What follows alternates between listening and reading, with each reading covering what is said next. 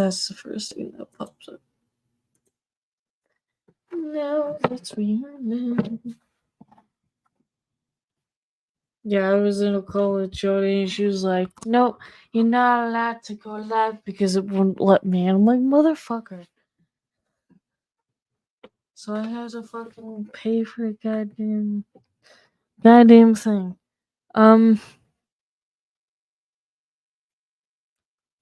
So I'm just hoping that tonight goes well. To be honest with you.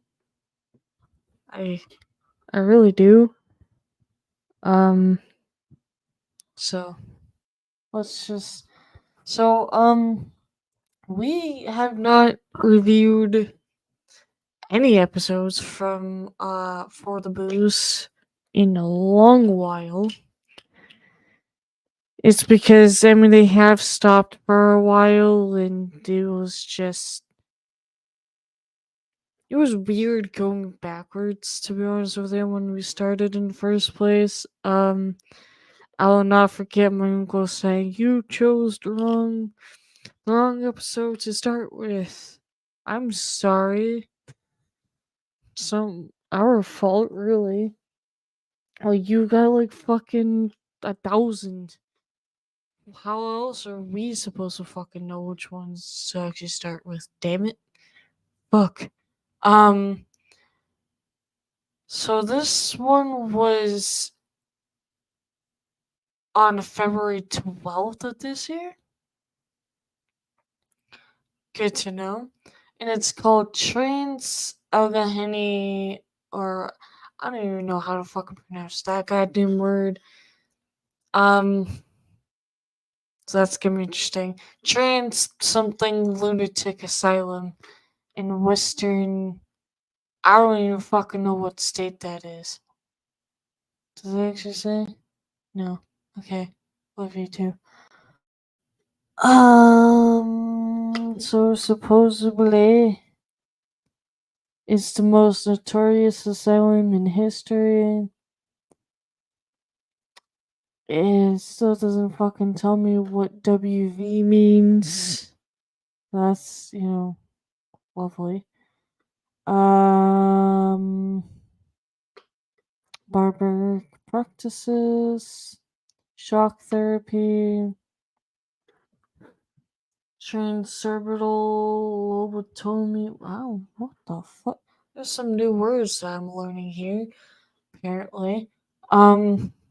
Mental disabilities. Wait, what? Insulin shock therapy and electric shock therapy? Damn.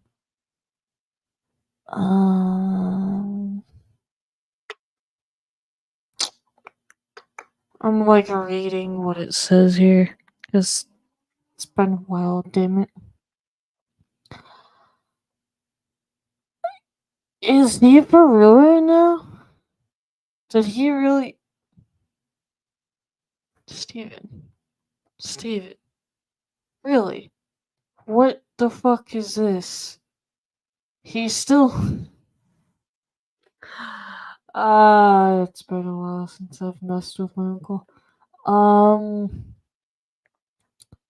Wait, the fuck? Overcoming neglect led to horrific living conditions. Once the local paper released a story highlighting what was going on inside the walls of this Gothic building. That's one way to fucking call it. Damn. Gothic building. Nice one. I'm curious as to why it's called trans, though. That's a little weird. It was closed in 1996. Oh, my brother's birth year. That's lovely. After having its doors open for over 100 years. Ow. Oh, wow. What happened? Z-Fox. Oh. I was like, it suddenly became quiet. Um, He called me. He is doing meh. He did not sound good when I talked to him. that's a mood. Holy shit, he actually put all the music and sound effects courtesy of this website. Wow. Holy shit, you're adding stuff. Sorry. Like, I'm an asshole. Okay, it's been a while. I don't know why this is like that. That shouldn't be like that. But then you have that, so it's like, okay. Because do you have a story you would like to read or played on the show? Are you part of an investigation team that would like to come on and tell your story and experiences? Maybe you have a show suggestion. Email us at where the fuck this is. That's not even an email, sorry, but the fuck? Um, I had to criticize. He likes being criticized. It's weird. I'm not used to people actually like being criticized. To be honest with you. So yeah, so I'm kind of shocked he actually added that because I don't think that was there before. Holy fuck. Um, so apparently this so-called asylum has what the fuck does it say? It said something about insulin shock therapy and electroshock therapy. That's Chief. Look at that. I don't know where the trains part is coming from, so I guess we might learn a little bit of that. Um, once we actually start it. But like this place has had their doors open for like over 100 years. Um, that's a long time. And you know what they call it? They called it the Gothic Building. That's one way to fucking call it. Damn. So simple too. Fuck. But yeah, that's wow. And then the story is a nightmare-ish tale. That's interesting. I don't think I've ever seen someone write nightmare-ish before. That's new. Tale of how America arrived at modern medicine, but not at the expense of so many lives. Oh, lovely. I still don't know how to pronounce that. I'm not gonna try anymore. I fucking give up, so let's just start. Let's see what he has today. And this is not the start, Relax, that's we've a got ADP. stupid ad. From HR. An ad person. I forgot. It's too loud. God damn. Hey, everybody, and welcome back to For the Booze. Booze. Hold on. I'm trying to get my What new the chair. fuck? Okay. Ow. As he I hurts got it. himself. Get over there. Yeah, I'm good. Okay. So welcome back to For the Booze. For Hold the on, I already want to Booze. pause this. They come back with him hurting himself.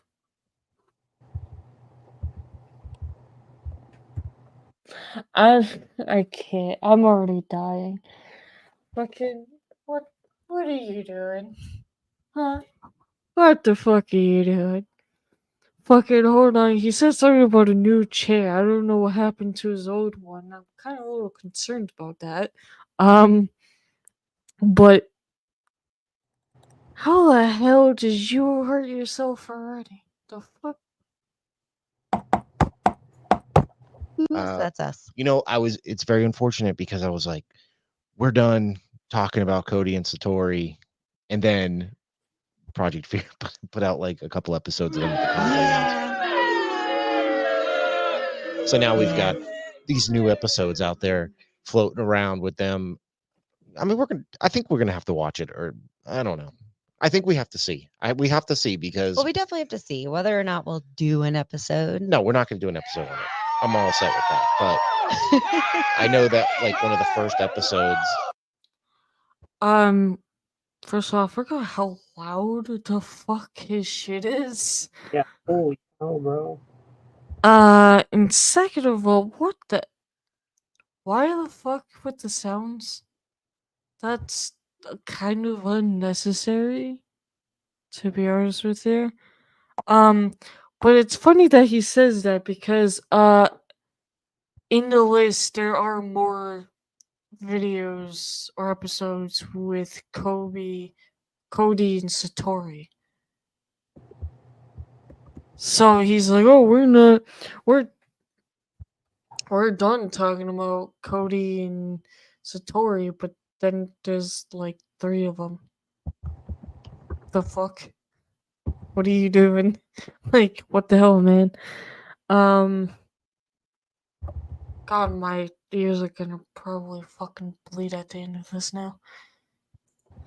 If it is the first episode, I'm not sure, but it's like we get emotional. So I'm sure it's gonna be almost like a copycat, of what already happened. I don't know. I don't know either, but I do know that they put something out that said they are in our video. Yeah. Yeah. It's awesome. But anyways, so this week we are doing a listener suggestion. I don't think we've done one of those in a while. No, we haven't, and I am super excited. This one comes out from a new listener. His name is I messaged him back to ask him if I could use his whole name, but he didn't get back to me. So we're just gonna. His name is Travis. So Travis, thanks for sending this in. but Yeah, thank you. we are going back over to the East Coast, in an area that we have talked about before. Yay. We are going to go to the wild hills of West Virginia, West Virginia. and we're going to visit. The Trans Allegheny Lunatic Asylum.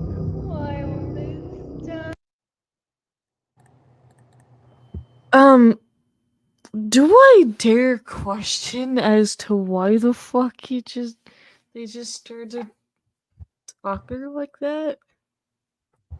I do kind of miss that, to be honest with you. It's been fuck like 3 months, possibly 4 months since we fucking reviewed one of their episodes. The last one we reviewed was called Bigelow Hotel or some shit like that. That hotel's been fucked up. I'll tell you that right now. It's been through some shit. Alright, and I mean it's been through some shit, through some changes more than once as far as positions, and then the names. So it's like no one can just pick a fucking name for a goddamn hotel. They kept going back and forth from an old one to a new one, then to another new one, then back to the old one, then to a new one again. It's like, dude, make up your motherfucking mind. Like, why do you have to go through so much paperwork to change the fucking name of a goddamn hotel?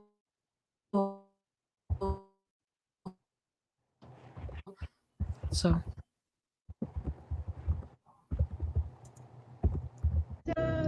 Help me, stop. Also, I'm pretty sure it was known as Weston State Hospital Really? was the original name. Yeah, but it's Hmm. come to been now it's come to be known as the Trans Allegheny Lunatic Hospital, and I'm trying. I try to be PC on the show, Mm-hmm. so that is not my name for it. I'm not assuming anybody there was a lunatic. That's just the name of the place. I think it was just one of those places where, Well, it's like insane asylum. It's just a term that's not used anymore. But right. Well, I just didn't want to But get any anybody flack for it. out of the ordinary kind of went there, you know? I mean, lunatic asylum, you would have probably been dropped off there. For sure. Absolutely. Right behind you. I would You would have already been there for 10 years. I would have worked there. What the fuck? Did I just really just hear him throw his wife under the bus right there? And she just threw him under the bus right the fuck back? God damn, man. What is happening right now? The fuck? That's fucked up. That's probably how we would have met. But anyways, I say, there's not a whole lot going on. So I would like to get into this. This is going to be a little bit of a longer story today. All right. Well, let's do it. Let's do this thing.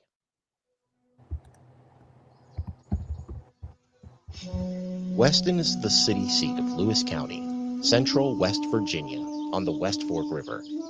The site was surveyed by Colonel Edward Jackson, grandfather of the American Civil War General Thomas J. Stonewall Jackson. Originally named Preston, the town was founded and incorporated in 1818 as the county seat. In 1819, it was renamed Flesherville for Henry Flesher, who had provided the land for the town. The same year, the name was changed to Weston when Flesher disassociated himself from the town. During the American Civil War, it was alternately occupied by Union and Confederate troops. The discovery of oil and gas in the late 1890s stimulated population growth. Weston has iron and steel foundries, stockyards, textile plants, and a noted glassmaking industry. The building that formerly housed the Weston State Hospital, also known as the Trans-Allegheny Lunatic Asylum, is one of the nation's largest hand-cut stone buildings, now listed as a National Historic Landmark.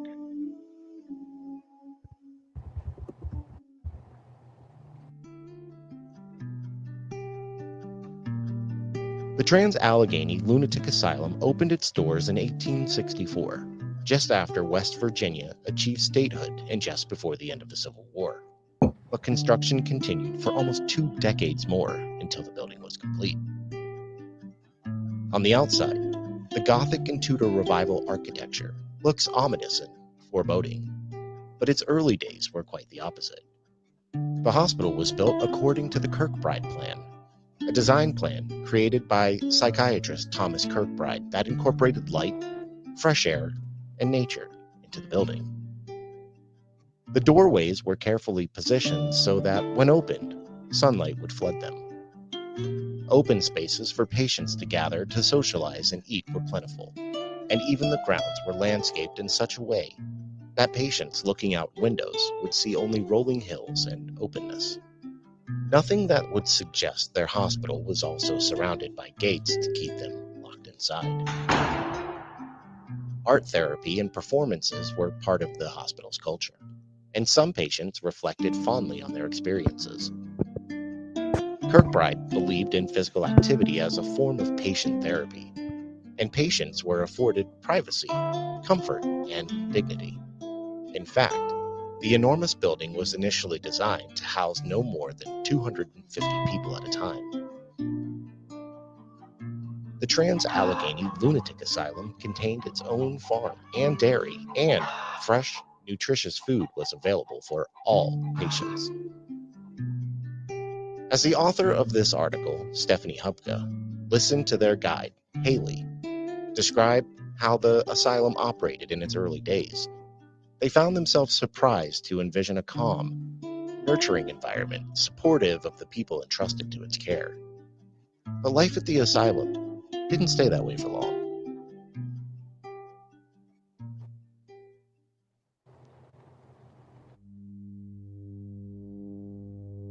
Although the Trans-Allegheny Lunatic Asylum was built for 250 patients, it was long before those numbers grew, with multiple beds crammed into rooms that were once cozy but quickly became crowded. As more and more people were admitted, the staff took incredible actions to house patients. In the 1950s, when the population swelled to 2,600 patients, bed sharing measures were implemented and effectively allowed people 8 hours of rest before their beds were given to someone else. Overcrowding was, in part, due to the incredible variety of reasons people were admitted. While plenty of people suffered from mental illness, not everyone arrived for those reasons. Some were medical, such as asthma, rabies, and, of course, tuberculosis, which certainly aren't mental illnesses. Others were even stranger. Wives who were insubordinate to their husbands, indigestion, doubting one's ancestry, political and religious excitement, and being kicked in the head by a horse were also reasons you'd find yourself at the hospital.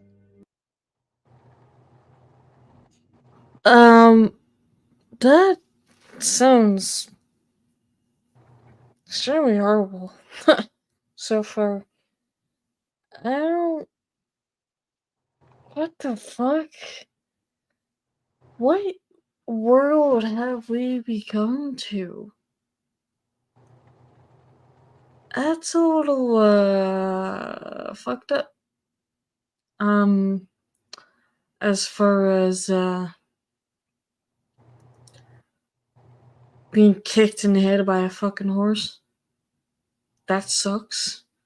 But doubting your ancestry and something about your husband, you have to go to the fucking hospital for that too? What the fuck?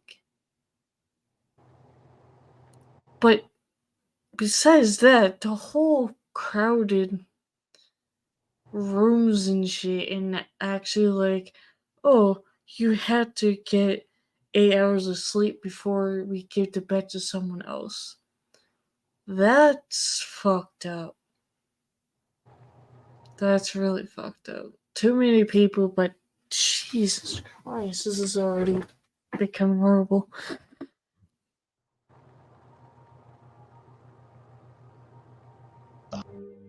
Now, a man could admit his wife for just about any reason, and if he decided to never bring her home, she would remain as a ward of the state. Children often accompanied their mothers, and some children were even born within the hospital's walls and were raised there. Other children were dropped off in front of the hospital as orphans. A big part of the hospital's history was written by people who should have never been there in the first place. Kirkbride's belief that those who suffered from mental illness should be holistically cared for did not govern the Trans-Allegheny Lunatic Asylum long enough. Controversial therapies, medications, and treatments altered the lives of patients, and not always in a productive manner. Chlorpromazine, also known as Thorazine, was introduced to treat psychotic disorders, but it was widely prescribed and often used to keep patients in a catatonic state. Similarly, laudanum, an opiate most used to treat pain, was regularly provided to patients. Insulin shock therapy, which placed patients in comas, and shock treatment were also frequently used by the staff. Of the medical treatments used at the Trans-Allegheny Lunatic Asylum, lobotomies were among the most common. Lobotomies were regularly used to treat mental disorders because they interrupted the neural connections in the brain's prefrontal cortex, which ultimately stole the patient's personality and left them without effect. Patients at the asylum underwent transorbital lobotomies, crudely known as ice pick lobotomies, which involved the insertion of an ice pick-like instrument into the eye socket until it connected with brain tissue. Dr. Walter Freeman popularized the procedure and brought it to the Trans-Allegheny Lunatic. Huh? Did I hear that correctly? Yeah, that's what they did. Oh, fuck no. I was wondering what that is, and now that I know what the fuck that is, that's terrifying. That's absolutely fucking terrifying. Imagine being a fucking patient, and for one, either they take your personality from you, or They do that to your eyeball connected to your. No, I'm just no. No, no, no, no, no, no. What? Whose fucking idea was that? Oh, that's right, a moron. It's a moron's idea. That's. First of all, I already feel bad that the poor children have to be born and raised in a fucking lunatic asylum. That would suck ass. That voice crack though. I didn't want to fucking bring that one up, but damn. Like those kids, I feel so bad. Like, how are they gonna live the world where they're trapped inside a fucking a lunatic asylum the entire time? Like, imagine what the fuck they're doing to kids. Oh, giving them shock therapy, putting them in a coma and shit like that. When babies are born, fuck that, dude. Lunatic asylum, where he conducted lobotomies for $25 per patient and encouraged crowds to watch as if it were a theatrical presentation.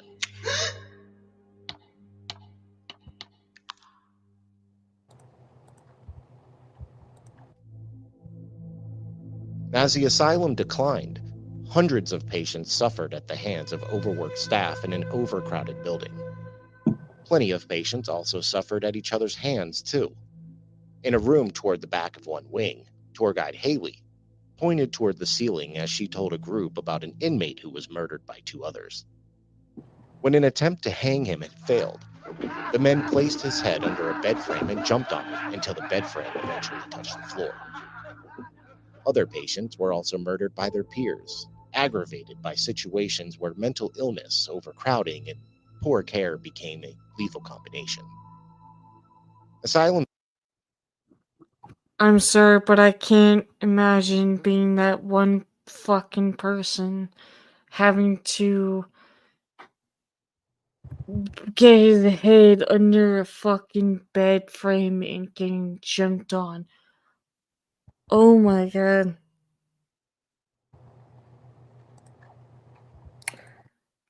I thought I heard the worst, but no, this is the worst I've ever fucking heard of.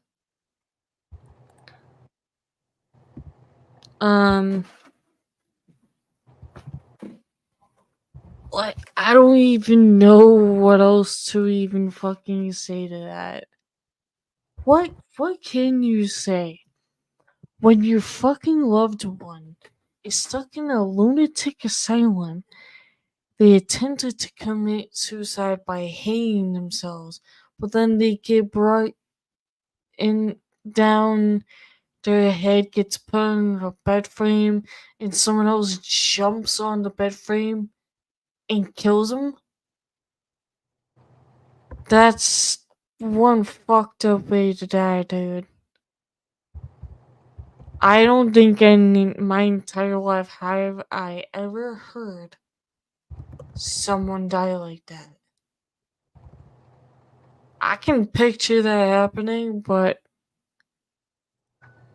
God, that's terrifying. God. Some staff were empowered to send patients to isolation if the patients were uncontrollable, and, in some cases, even if they weren't. Some patients were kept in solitary confinement for days and even weeks at a time. The isolation was so detestable that one inmate in particular, a former boxer who suffered from injuries that rendered him emotionless and occasionally violent, attempted to beat down the metal door that enclosed behind him when he was placed in a solitary cell. He ripped one door off its hinges and left visible dents in the other door. When the door was open, he handed the door he had destroyed to the nurse calmly and returned to his room. While some people eventually left the asylum under their own power, many eventually died there. The staff notified next of kin when a patient passed away, and in many cases, families did not return to identify or take the bodies for burial. Patients who were not claimed by their families were assigned a number, buried in the cemetery, and issued a simple gravestone reflecting only their identification number. Over time, many of the gravestones were removed and even repurposed. Today, there is virtually no way to identify the bodies buried in the asylum. Patients were also always buried, and they were never cremated. In 1960, a medical center, which included a morgue, was built. In 1985, the Charleston Gazette exposed the asylum, reporting that court-appointed inspectors found the asylum to be, quote, dirty and unkempt, with many patients left naked and, quote, confined to dirty wards with bathrooms smeared with feces. September of 1992 was also a very bad year for the Trans-Allegheny Lunatic Asylum. Overcrowding, poor conditions, and staff issues had led to a call for the hospital to be closed by 1996, and construction on a new state hospital nearby was already in the works. These problems were intensified when two suspicious deaths happened within a month of each other. The following article is from the 29 September 1992 issue of the Charleston Gazette newspaper. Headline: Weston patient dies after fight. Second death within a month. By Don Miller, staff writer.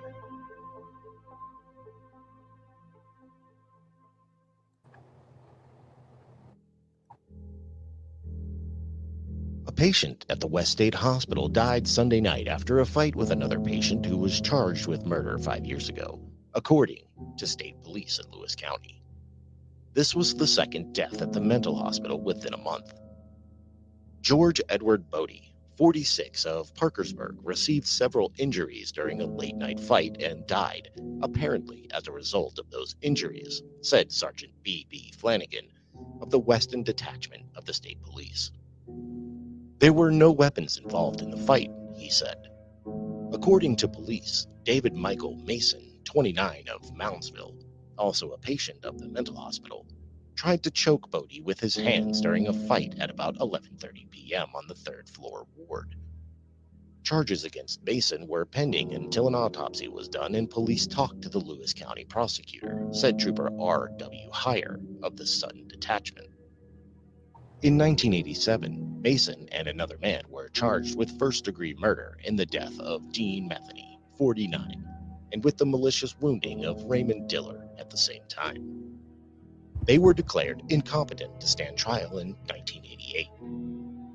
Dr. Carol Boyd, a medical examiner in Morgantown, examined the body, but would not answer questions Tuesday afternoon, a secretary said. Heyer said he had talked to Mason, but still didn't know what the fight was about or how it started. Mason remained at the mental hospital and was being watched Sunday night, Heyer said. Quote, I'm not so sure it was too much of a fight, really, Heyer said. Quote, there was a struggle, but they weren't standing fist to fist fighting.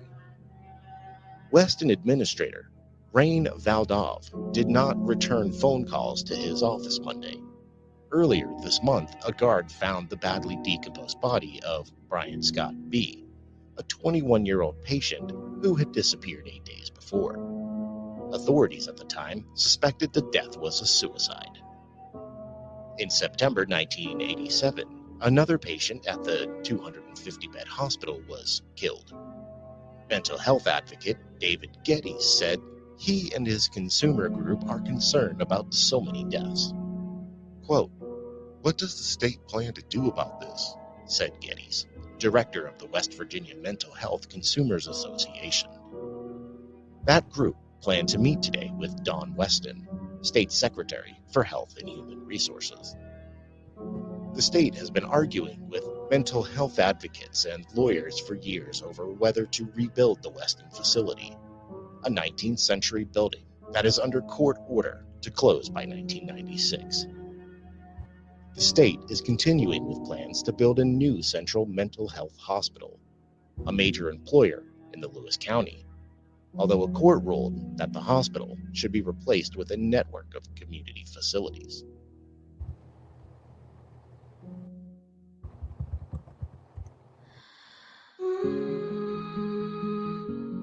The practices of the hospital went on for far too long, treating or rather torturing patients. I don't like that fucking music he's got right there. That's no. It's a weird way of putting that kind of music right there and yet talking about this. That's creepy. But I didn't think that this was gonna be that horrendous, to be honest with you. We've listened to some other like insane asylums episodes before. It wasn't like a few of them was as bad, but like there was one that wasn't really that bad. But this, I think this one takes the cake so far. That's I wasn't expecting that at all.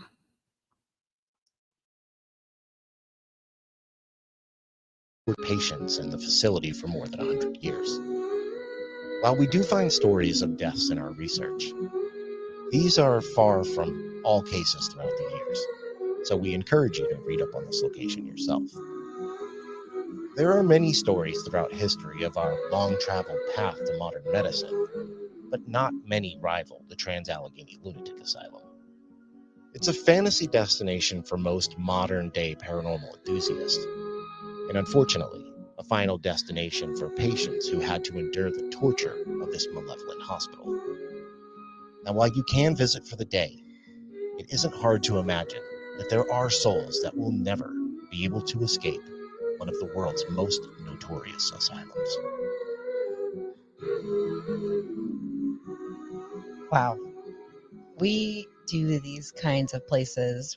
We've done quite a few of these kinds of places.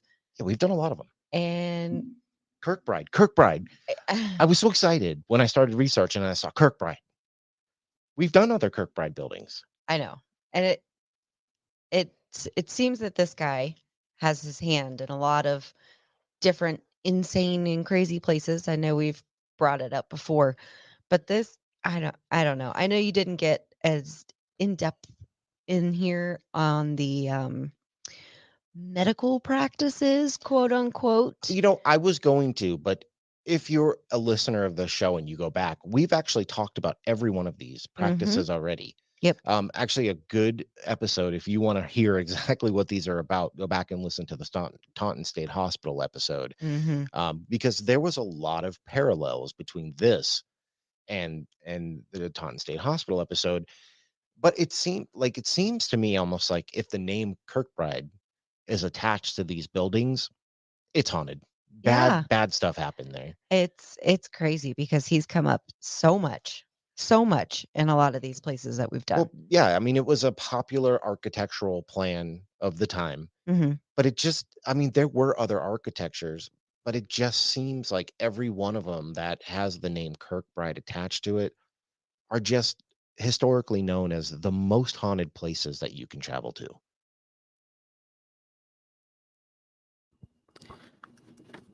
I'm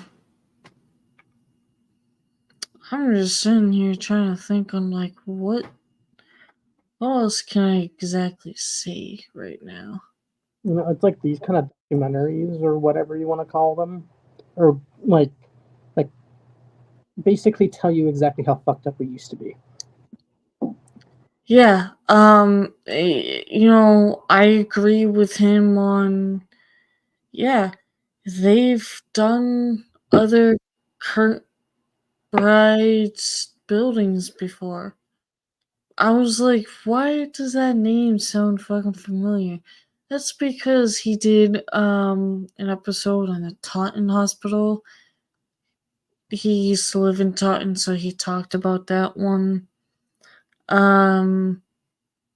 there's like are all of the insane asylum buildings Yes, made by fucking Kirkbride? Like, that's a great question. Actually, I don't even know honestly. it sounds like it is, because like if it's got Kirkbride's name in it, then yeah, he's. I think they've covered. I think so far we only listened to like maybe 2. Hold on. We listened to or reviewed the Taunton Hospital, the Waverly Hills. I don't know if there was another one. There might have been another one. I don't know. That is attached to fucking Kirkbride. As if I remember correctly, in one of the other hospitals was not only a silent, but it was also made for tuberculosis and Ebola. That the shit that they've done, as what they do with the corpses or with those poor motherfucking people, is horrific. It sounds like to me thousands and thousands of people back in the day died so innocent. Like, it's sad to like, I'm telling you right now, some of the things earlier that he was saying, I was trying not to cry for, like, I don't know why I was getting emotional, but like, so many people died for no reason. People got accused for having some kind of sickness that they actually never had. And let alone those children. I think that's what killed me. I think that's what's getting me emotional, because there was kids involved. Like,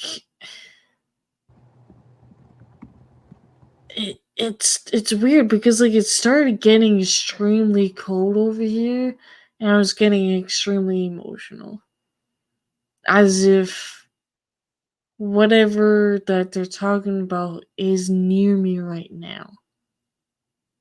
And it's sad. It's really sad. I can't imagine being a kid living in a fucking asylum. Like, That would suck dick. Like actually, what? not only that, but like imagine you're No friends getting no friends, shock therapy, possibly being in a coma, and side naked. What? and being locked inside 24. Yeah, not even just that, but like there are people that was found just straight up naked the entire time. Yeah, mistreated, abused, neglected, everything imaginable. It's oof. I mean, it's just sad, man. Like, this is where we lived off of. This is where we came from. Our ancestors died for no fucking reason. They were so innocent. Yeah, And it's like, fucking Jesus Christ. If I remember correctly, there was one hospital that we reviewed that I believe has to do with Kirkbride. That the bodies would be piled up in like a dumpster or something. They would have people hanging for certain things. They would literally take out your organs. I think they done something to a lot of people that not only took out their organs, but like did something to them while they were alive. That would be the oof. Like I don't even know, man. I mean, it's been a while, but like, fuck, man. These places, I can't even fathom of the fact that these even actually existed. Seriously, a lot of them been shut down, but like, dude, it just it's a reminder of how disgusting humans actually are and were and still are actually. Crazy, actual psychotic fucking nurses and doctors who was like, "Oh, we're saving a patient." No, they're actually the ones that are extremely psychotic. Like it's like, oh, this patient's disabled, mentally disabled. Let's beat them to death. I'm like, what the? Let's give them fucking shock therapy and then maybe put them in a fucking coma. Let's drug them up and beat them and starve them and not give them proper sanitation or water or any of this shit. And I'm like, bruh, like, damn. Especially getting your fucking like personality taken away from you. Hmm. You essentially Fuck. have self-identification. That is literally stripped. You have no Yeah. name, no personality or anything. And these poor ass people, none of their families claims them of who they were, so they were literally kept buried with just a number. With no, yeah, exactly. Like, and that results in pretty significant hauntings. Yeah. That they weren't buried properly, and no one gave a shit about who they were or what their name was. It's like I would be pretty pissed too. I'm not gonna lie. Like, damn. Imagine you're like a grandmother to a baby and they died and you don't even know their fucking name. Exactly.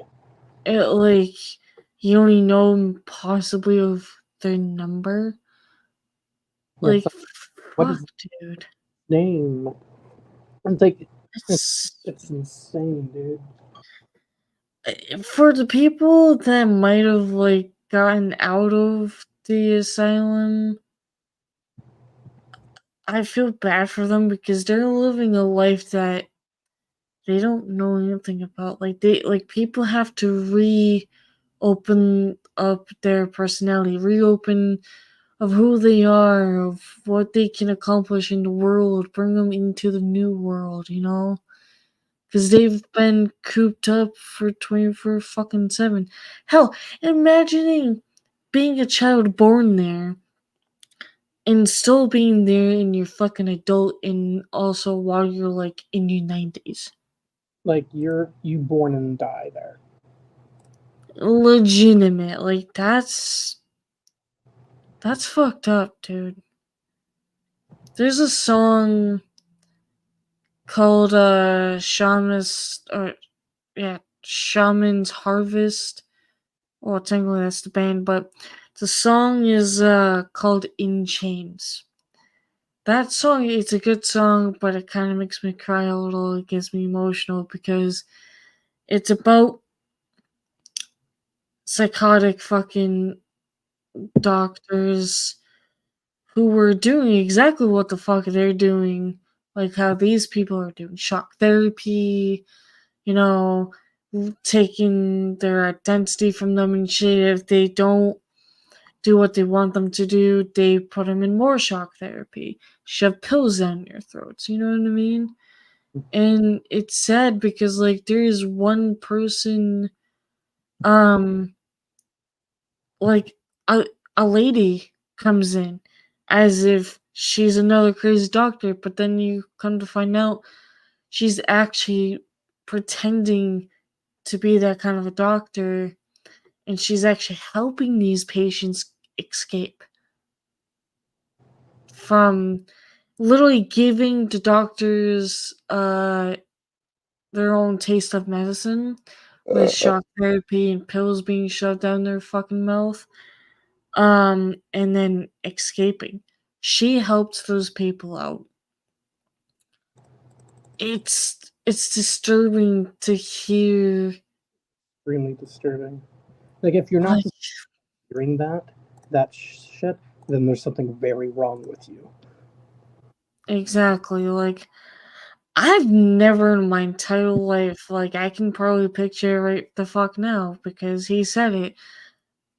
You attempt to commit suicide, but then you get brought down. You've got your head under a motherfucking bed frame, and someone else jumps on it. Yeah. And I feel like one of the worst things is the lobotomy because I don't think they had general anesthesia back then. So you feel everything, and it's in your fucking eye socket. Yeah, that's the other that I can't. My eyes just hurt by fucking even hearing that. Fuck. Yeah, I even wear glasses, and I'm like, my eyes are already fucked up enough. I'm almost like, dude, no thanks. Like, no thank you. I don't wanna fucking not be able to sleep tonight. Shit. I Wanna already be- got in like 3 hours of sleep last night. So it's I don't know. I'm curious on what Steven has to say. It's weird. It still is a little weird calling him Steven because, well, his name is Steven, but he's my uncle, and it's like still awkward to me. Mhm. Yeah. And like I was saying before you even started, like people just got dropped off here for anything. Yeah, like a woman like you, as much as you talk back, you could have just went right in. Yeah. Well, different times. And then I could have just babe, left different you there. times. The leverage. Aren't you The so leverage. lucky? I would never do that. Come on. I like your Mhm. sassy demeanor. But Me? No. Now, anybody who wants to be What the offended about my fuck? southern accent, come at me. I grew up in the South, so I'm ready. Yes, we did. But I mean, Chained to the Oh, sorry. walls. Union is Union credit union banking in the digital the age. fuck? Insured by I NCUA. can't Membership win. requires a $5 debit Like, MasterCard, which is God digital damn wallet it. compatible, has chip technology, tap and pay, ID theft protection, and more. Visit memberspluscu.org. mad. Members Plus I'm Credit so Union. mad. Credit union banking in the digital You age. shut the Insured by fuck up, NCUA. man. Membership requires No a one $5 cares. deposit in a share or savings Shut account. up. NMLS 47228. Shit. And now, Booze Crew, back to the show. Age. Well, Insured by alright, you know what? Fuck off. by Well, NCUA. Membership I requires a said $5 fuck deposit in a off. share or savings account. NMLS 47. Has been Alright. I was trying to fucking say, yeah, you can tell that he's got a southern accent. You can easily tell where he grew up. Unfortunately. He's some of the shit that I ended up finding out of what he's done is just questionable. Because I never thought, like, okay, as an example, okay, we have here the Bridgewater Triangle. And he lived inside of the Bridgewater Triangle. And he used to live across the street from a fucking hospital that was extremely empty and was creepy as fuck. But he used to go on the cliffs to like do graffiti and shit in the Bridgewater Triangle forest. And it's like, what the fuck are you doing, dude? I never knew that until we ended up reviewing that episode. I'm just like, what the fuck? Like, just how are you part of my family? I would love for him to come back and still pesterize the fuck out of Dragon again. That was great. I was me and Nate were just so entertained that day. God damn, man. But honestly though, I've heard a lot of fucked up shit. And so far this one's taken the cake on that. As much as I hate asylums and everything, this one, like, who the fuck just, does an operation while you're still alive, shoving things through your motherfucking eye socket?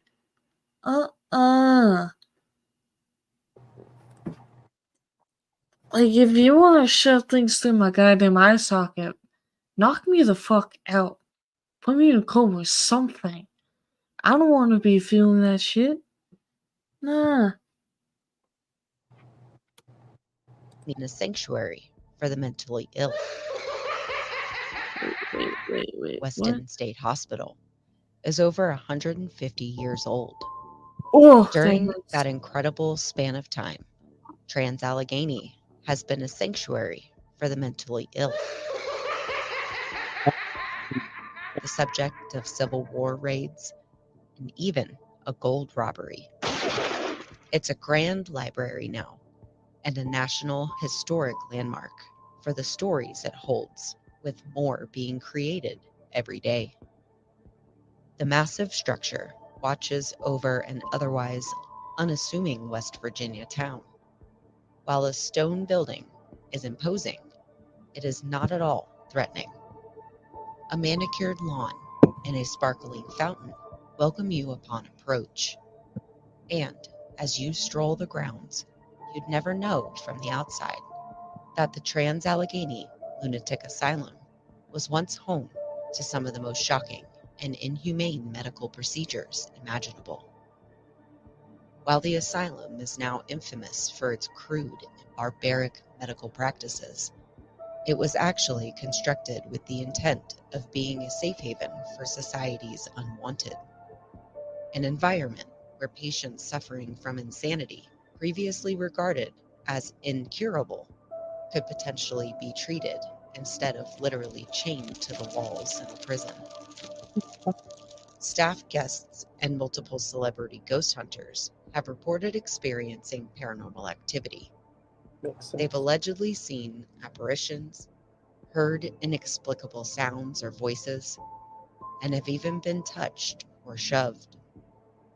The frequency of the reports has earned the Trans-Allegheny Lunatic Asylum the honor of being named one of the most haunted places in America.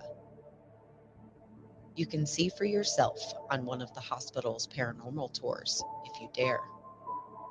There are 8-hour public and private paranormal tours being named one of the most haunted places in America. I thought that I was tried to pause it from my keyboard. It didn't want to pause, so it's like, what the fuck? that your phone. Yeah. I thought it was mine. I was like, it had the same dinging noise on mine. No, but I, for some reason, in my sick little mind, I was like, oh, we can go there, but the only person we're gonna put in there is Dragon. When you said your sick little mind, that concerned me greatly. So hi, Mikey. How you doing?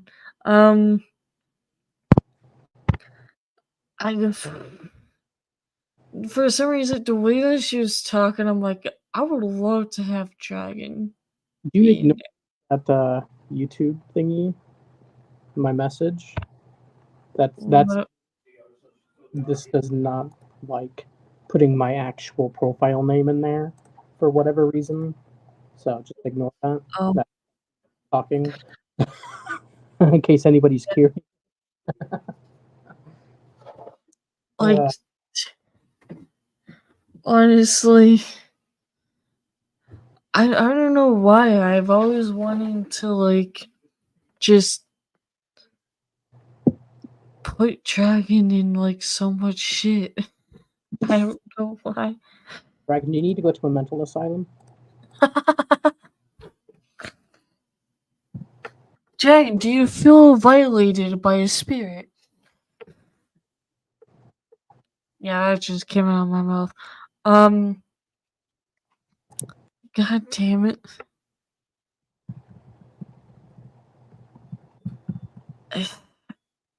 It's weird just listening to this because it's been so long, but like at the same time, it feels like we've been listening to these episodes like every day, even though we haven't. That tells you fucking anything. God.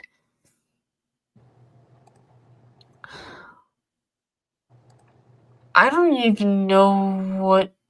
Like, first of all, of course there's gonna be fucking spirits in there. Of course there's gonna be fucking paranormal in there. Because, you know what? First of all, there's so many fucking patients that died in there. Like countless. There's probably some that weren't even documented. Secondly, the building's been fucking brought by Kurt Bride. Okay? So of course it's gonna be fucking so many spirits. Girl, I feel like I'm having a stroke over here trying to fucking speak. Goddamn. It's kind of annoys me when someone says, "Oh, this is the most haunted area. This is the most haunted asylum."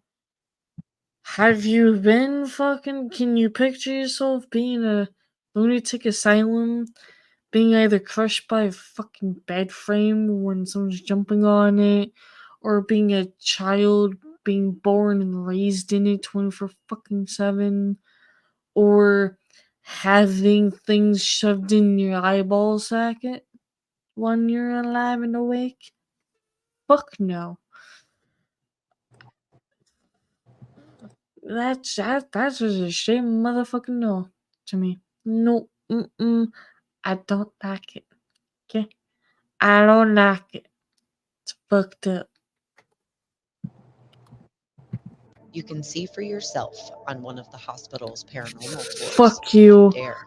I don't think I'm gonna There be are there. 8-hour public and private paranormal tours, nighttime tours, daytime tours, and flashlight tours, or even overnight ghost hunts.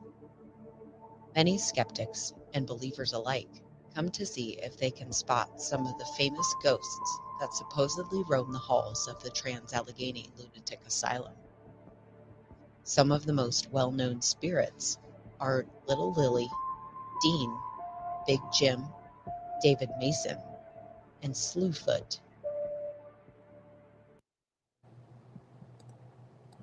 I'm sorry, come again with those names. Cause, I mean, the last one, I don't know what the fuck she said.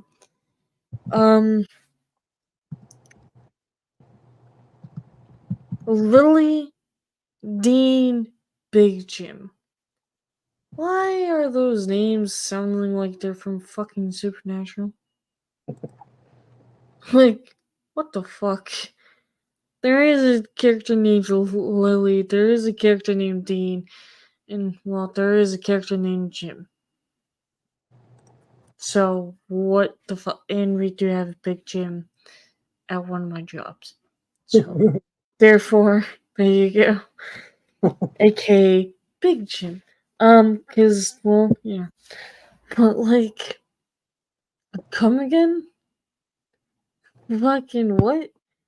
What was the last name that she mentioned? It sounded like I couldn't tell if she said Bigfoot or Sortfoot. Your guess is better than mine. I wanna kind of like rehear that because I'm like, what the fuck did she just say? We'll find out. Asylum. Some of the most well-known spirits are Little Lily, Dean, Big Jim, David Mason, and Slewfoot. Some of those names, bro. Slewfoot. I'm sorry. What?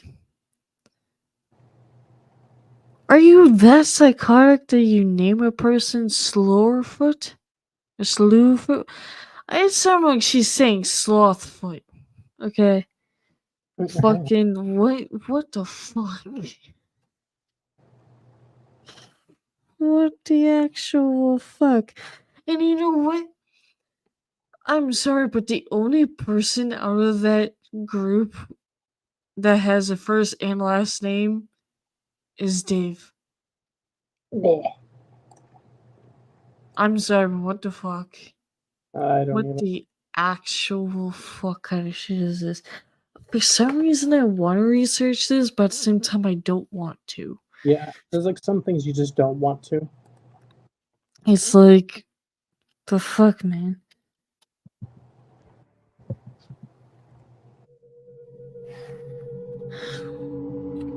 Little Lily is one of the most well-known ghosts. This is one of the most prominent versions of Gladys and Lily's story. Gladys was sent to the asylum when she was supposedly raped by a Civil War soldier, and when she was admitted, she found herself pregnant. Gladys passed during childbirth, Oh, leaving her Jesus. infant left alone. The nurses in the ward immediately took to the little girl, naming her Lily. According to legend, the I'm child surprised she only knew has a one name, home for a very short period of to be time. honest. When Lily was 9, she contracted pneumonia, which ultimately Oh. caused her death at such a young age. Now, people like to visit Lily's room and bring her things like toys, stuffed animals, and candy. Many people state that the toys will sometimes move, and the candy will even sometimes allegedly disappear.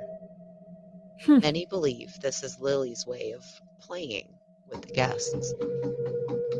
Big Jim and David Mason brutally murdered Dean.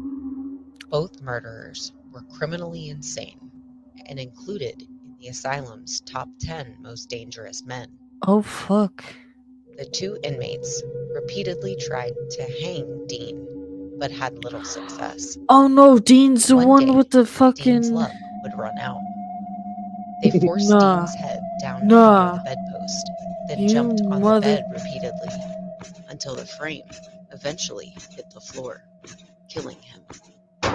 Oh my Dean is god. known to be a quiet spirit. He has spoken a few times, but any time the shadows of Big Jim and David come around, I feel he so seems bad to for disappear. Dean. That It is said hurts. that when these two shadows show up, the energy in the room changes, causing Oof. some people to feel ill and uncomfortable. No one really knows how the man known as Slewfoot got his nickname. Yeah, please, I Supposedly, want to know. he roamed the upper floors and killed and tortured people in the upstairs bathroom. Oh, To this what day, the fuck? he haunts the bathroom and the upstairs floor. On the first floor, there was a female patient named Ruth. She resided in the Civil War wing with the veterans. According to her legend, she hated men with an unbelievable rage. I To don't this blame day, her, sorry. some people say that she will throw things at men if given the chance. Oh, damn. The Okay. asylum was open during the Civil War. When the war ended, many soldiers were admitted into the hospital. Why am I They were not put in a surprised? wing that was called the Civil War Wing. Most of them ended up dying in the hospital, cursed to haunt the halls forever. Great. Although not Lovely. being specified as being from the Civil War in all sources, there is a ghost named Jacob who is believed to be haunting the halls of the 4th floor. There is not a lot known about Nurse Elizabeth. It is said that she went from floor to floor, taking care of the patients in need. No one knows what happened to her, but she roams the halls with the other ex-residents of the hospital. There is also the spirit of James. There isn't much to say about James, since the man managed to stay out of trouble. But Okay. it is said that he died from a heart attack in one of the upstairs bathtubs. Oh, fuck. These are just a few of the multiple souls that are lost in the halls of this historic hospital. It's a tragedy what happened to them. back in the 19th and early 20th centuries, people would be admitted to asylums simply for seeming to be a bit off. I'm sorry, but those fucking poor veterans. Why were we this fucked up? What the fuck? I can't imagine being inside that building and you're just hearing screaming, running around, people, throwing things, possibly maybe shooting. I don't know. Fucking no. I can tell you right the fuck now, if I went inside that motherfucking building, I would immediately turn around and walk the fuck out. Cause even just hearing how horrific that is, like I said earlier, made me so emotional. And it was extremely cold over here. It's fuck, man. Why Sorry, are we this horrible? Like, my soul decided to visit. god damn. My soul decided to visit, sorry. Uh-huh. Is that okay? Honestly though, as far as the Civil War part, that just sucks, dude. Having an entire army dead in a fucking insane asylum That's crazy. at the hospital.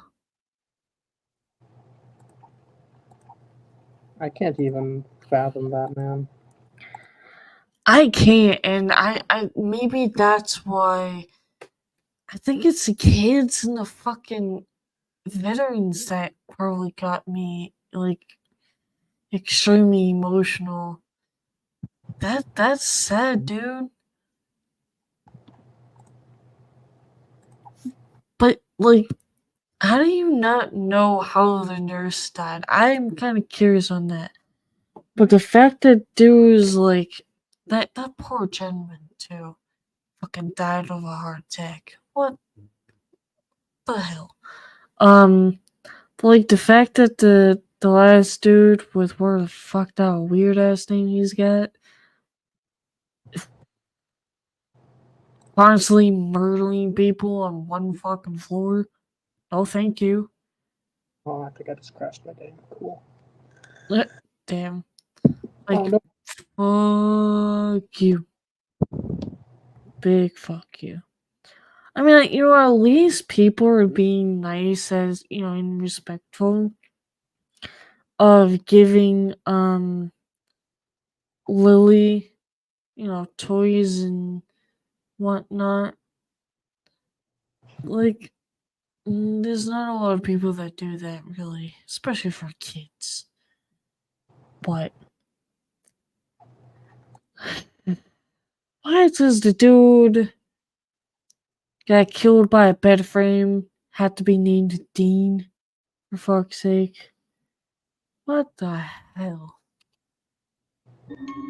The list for admittance was completely outrageous. You think? Some people were put there who didn't deserve to suffer such a horrible treatment. Oh no. It's not like we already established that. Sorry, but yeah. Yeah. Goddamn. By the way, I spent the night in a haunted asylum, and I still can't explain what I saw. A mysterious flashlight, tales of murder, and other experiences at one of the region's most haunted destinations. What Written else is by new? Marissa M. Cascino. I rolled into Weston, West Virginia, as the Uh-oh. sun began to sink, making the lush Appalachian hills appear to glow. A century and a half ago, the area's beauty appealed to social reforms convinced of the healing powers of fresh air and rural landscapes. But even against the bucolic backdrop, the Gothic-style mental hospital they built here. I'm sorry, you're so, like, what? Are you trying to tell me that this dumbass woman was so tricked on, oh, this is such a beautiful place, such beautiful scenery. Wait until you go inside. You might be part of it. Oof. That's what it sounds like to me. Fuck. Get so tricked on of how beautiful the place is, but then you literally wait until you walk inside. Then you can see how beautiful the place is. Looks like a Fuck. figment of Stephen King's imagination come to life. That sounds about The right. Trans-Allegheny Lunatic Asylum, now Fuck. widely considered one of the most haunted destinations in America, operated from 1864 to 1994. Although Oh, it was designed God. for 250 patients, about 2,400 crammed in, which gave me pause when I arrived for my overnight ghost hunt. Was I exploiting their suffering, or was I validating it? Oh, I thought After she all, was a it patient. seemed few Okay, cared never mind. about their pain while they were alive. Just in case, I said a silent apology to any ghosts offended by my presence. The current owner launched. I mean, God love you that you stepped foot in that, but also get on the fact that you apologized firsthand. Because I So, don't think you want to come across a fucking lady that starts throwing shit because she hates men. is this a video, by the way, or is this a podcast? This is a podcast. Okay. Because I was like, there's no video on the screen, so I was like, Yeah, no. okay, that makes more They sense. have videos, but like it's not really anything different. It's literally still a podcast video. It's Curious what just different. those edits are like, because they just sound terrifying. Yeah, that's how he makes his things. He does this for a fucking living. And you know what? He lives in motherfucking Utah. So he went from fuck, I forget where the hell he was actually originally from. He moved I think too many times. But yeah, fucking goddamn Utah. And damn it. The ghost tours to raise money for ongoing restoration. There's a 90-minute daytime tour, $35, a 2-hour nighttime tour, $40, and the most intense option, the one I chose, a 9 p.m. to 5 a.m. hunt, Yeah, Why? $100. do it. I Why expected would to be you do joined that? by hardcore paranormal Doing investigators, that. weighed down with camera gear and digital recorders, and there were some. But there was also a preppy older couple, a mom chaperoning tween girls. I'm sorry, that's not creepy at all. Listen, if we do that, and we paid, was it $100 from 9 p.m. to 5 a.m.?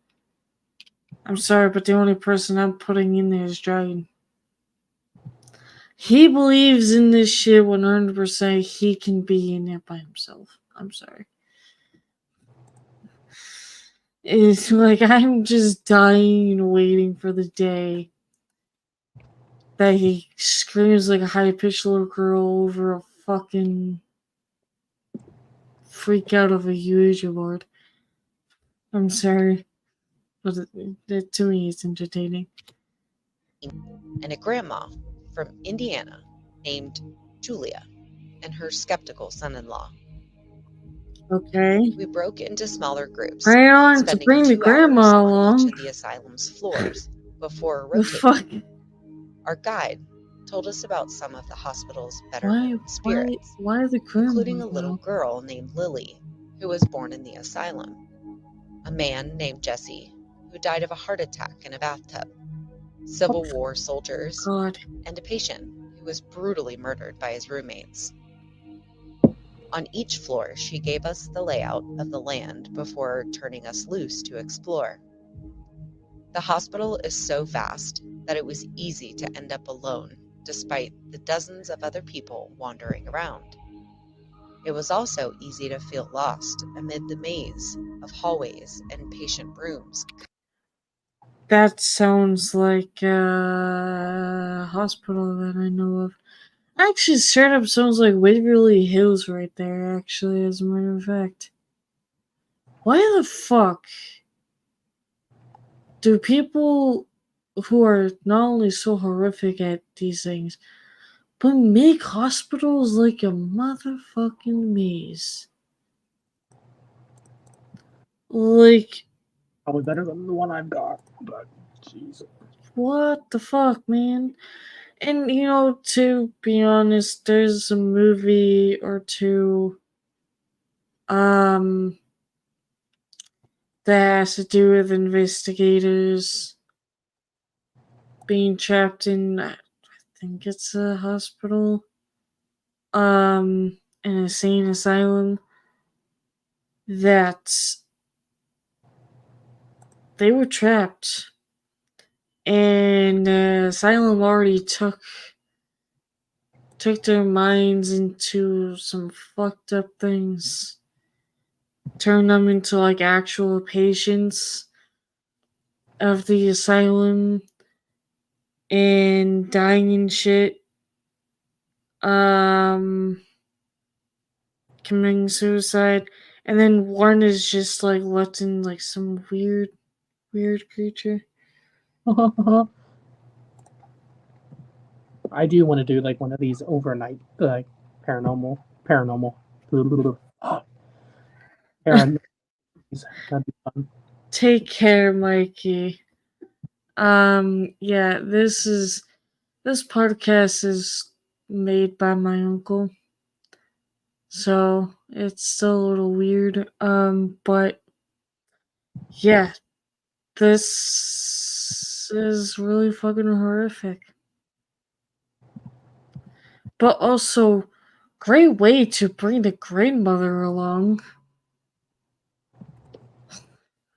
Like, I'm sorry, but who in the fucking right mind is like, hey, we're going to this place. Hey, Grandma, want to come with us? Why your grandmother? Like, that's a little weird, don't you think? Covered in peeling paint. Uh. Julia and I Right set up way in a room to allegedly haunted by a pause. spirit named Jim James. We placed a mag light on the floor and asked Jim to turn it on. The light was Julia's, but I inspected it, and it seemed totally ordinary. A few beats passed, then it came on, by itself. I offered Jim a cigarette to turn it back off. It went dark.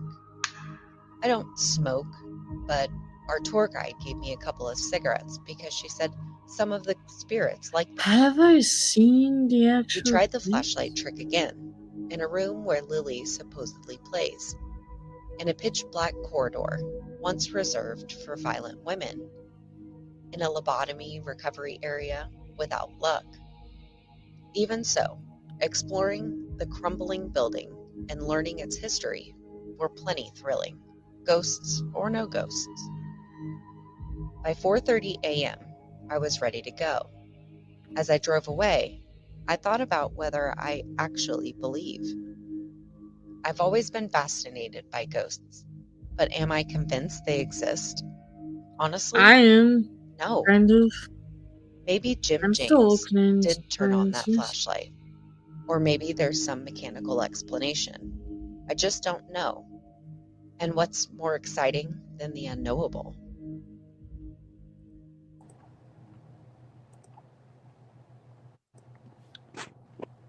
Ooh, messages.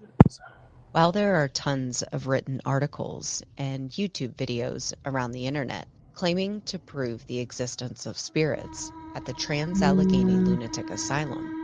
Okay. What do everyday people visiting the hospital think? We, of course, went to the internet to find out. And Oh this boy. is what we found. Bill A. 6401DU from TripAdvisor says, quote, Our overnight ghost tour was absolutely awesome. I can tell you with absolute certainty that that place is haunted as hell. Great, knowledgeable tour guides. Ours was Haunted Ryan. as hell. Great guy. If you go, I'm you sorry. will not be disappointed. Oh my Unjust Haunted as 304 hell. from love TripAdvisor that. writes, quote, the overnight ghost haunt experience was phenomenal. We caught many EVPs and photos, and the energy that exists in these buildings is unmatched to any other paranormal energy that I have experienced. Tiffany B. from TripAdvisor writes, quote, learning how far mental health has come and how nice and knowledgeable my tour guide was. This was my second time here. This time brought a different friend for her birthday. I was happy when I saw I'm sorry. For her birthday? what the fuck? First it's your grandmother.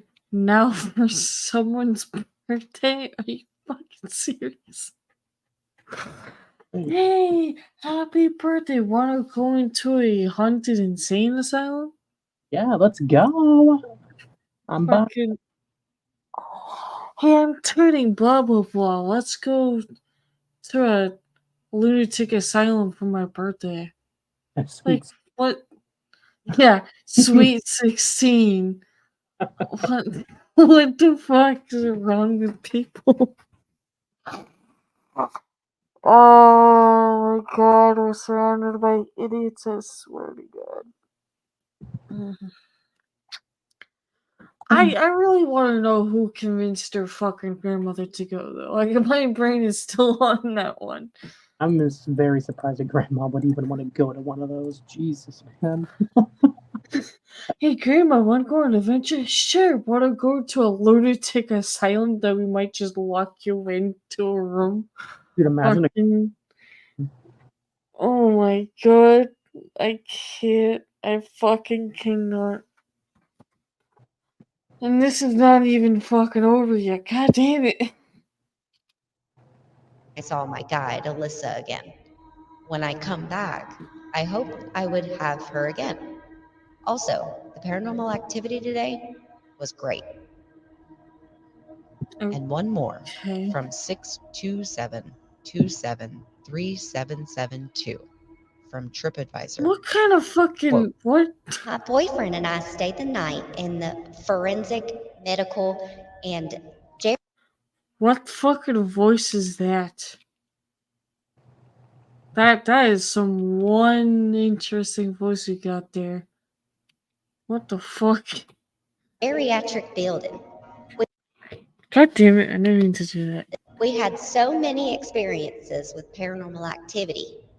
We Ah, had Brad baby. as our tour guide, and he Brad. was very interactive with Sorry. us and even did some ghost sessions with us. I We can't. also had Brad for our daytime historic tour, and he was nothing but amazing. What He is was she very from fucking knowledgeable of the Take? asylum and did a great job sharing his information with our group. We will definitely be returning in the future. in a building Bruh. brimming with stories of torture, neglect, desperation, it's no wonder tales of ghosts running wild are part of the Trans-Allegheny Lunatic Asylum's rich history. While the hospital offers overnight paranormal tours that provide the best chance a visitor can have for encountering a ghost, you don't need to visit after dark to feel like a spirit might be right in front of you. Guides and visitors say ghosts have revealed themselves in a number of ways, including slamming doors, screaming, and appearing as lights or orbs. years. So stay aware for strange or unexplained sights and noises. Or, at the very least, don't be surprised if some of the elements work their way into your trip and hopefully don't follow you home. Fuck that noise. Just don't follow me home, please. So that is the Trans Allegheny Lunatic Asylum. And Mm. like we've already said, like we're just covering bits and pieces. There's no way we'd be able to cover the entire history of this place all in one podcast. So No, this is a Fair big enough. place. This is a big one. yeah. So when you go and You if said that last read time. the description of the show, Sorry, I don't but know who it's- does. I it's know a lot true. of people don't, but we actually do cite everything that we put in the show. Yes. And some of these articles, Excuse me. especially the one from the Stephanie Hubka from My Ooh, Story, it's a spear from that article was so Damn, well it's a written that I encourage everybody to go listen. It was really good. Like I would have read it without doing this. Yay. It was a awesome. really good article. Thank She you, Stephanie. sounded Yeah, it was a so great article. Some of these articles were enthusiastic. just amazing. So it's worth looking up on, can't- especially like if you're interested in how we got it, to where we are today. And this place has probably some of the most numerous accounts of paranormal activity than anywhere we've ever covered. There are so many people, places, shows. Just so many people go to this Yes, place. but be wary about who you watch too, though, because they do make some stuff up. As always. Yeah, Yes. I mean, that is true. I think one day we're just gonna have to like do this broad, like coverage of what we think about YouTube, and we're gonna be on there soon. So Yeah. great. Yay. But anyway, like we actually have some EVPs to listen to today. Quite a few actually. I don't know how many of these we're gonna listen to, but we've got a lot. Yes. And the first one that we're gonna go in with here is, and I made sure that these were not on TikTok this time. Oh, Good. good. We've had a couple good ones, but all the rest have been like, wow, wow, wow. The problem with TikTok is, and like I do it to our TikToks too, like you put music in and stuff to make them more interesting and make them yours. But Mhm. with evidence like ghost evidence, it's really hard to do that because then you just end up, well, you can't hear anything. Kind of washing out your Yeah, evidence. so it ends Yeah. up sucking. Holy shit, did he This is learn? from an account called Woodsman.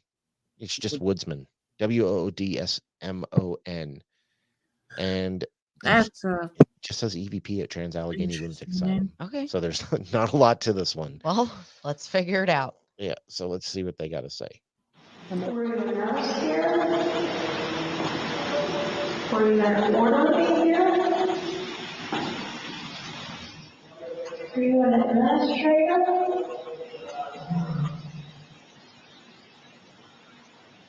Can you make those words go all the way out the other way?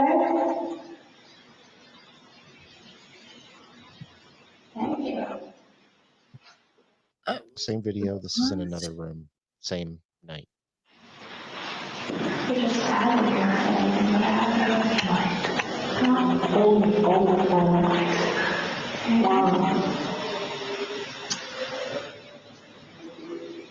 Still got calls for that. Okay. Okay. Okay. So that one kind of caught me off guard. You're not going to hear it this way, listeners, but it kind of just jumps in halfway through.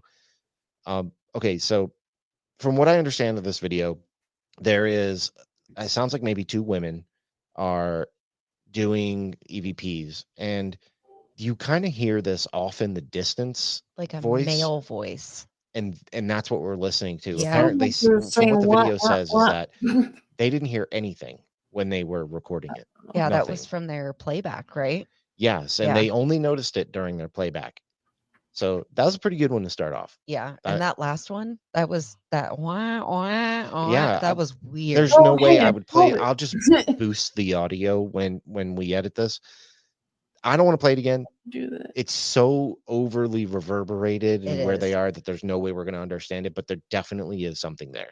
Absolutely. Okay, so this one is Craig M. I mean, show these people some love. They have like hardly any subscribers or anything. So make sure you go check out their videos. And it just says, Moaning Voice EVP, Trans Allegheny Lunatic Asylum.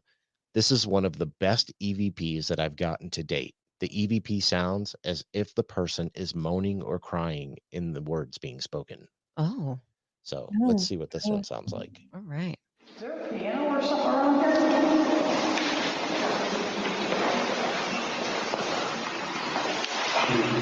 Okay.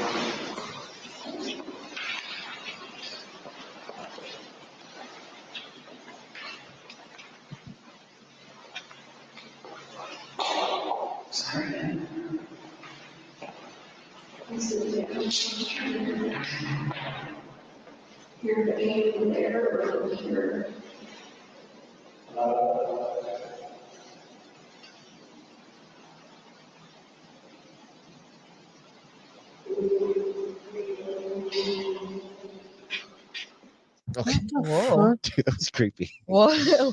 Oh, Oh, I feel like in Sounds the like very an old beginning there man. was There like was a something. small little yeah, something, way off in the distance. and that was kind yeah. of what they were talking about, like I the think investigators. I think they actually heard that Yeah, in person. the first one, But and that- I don't know about the second because it was right there at the Yeah. end. But wow, There's- that was Mm. weird. very creepy. Sounds like It a was very Ugh. depressed. like they said, very moany sounding. Yes. Yeah, it was ominous. Yeah, weird. This next one is this is by Richard D. Laudenslager. That is a That's name. a That is a very name. interesting name. But let's see what he captures.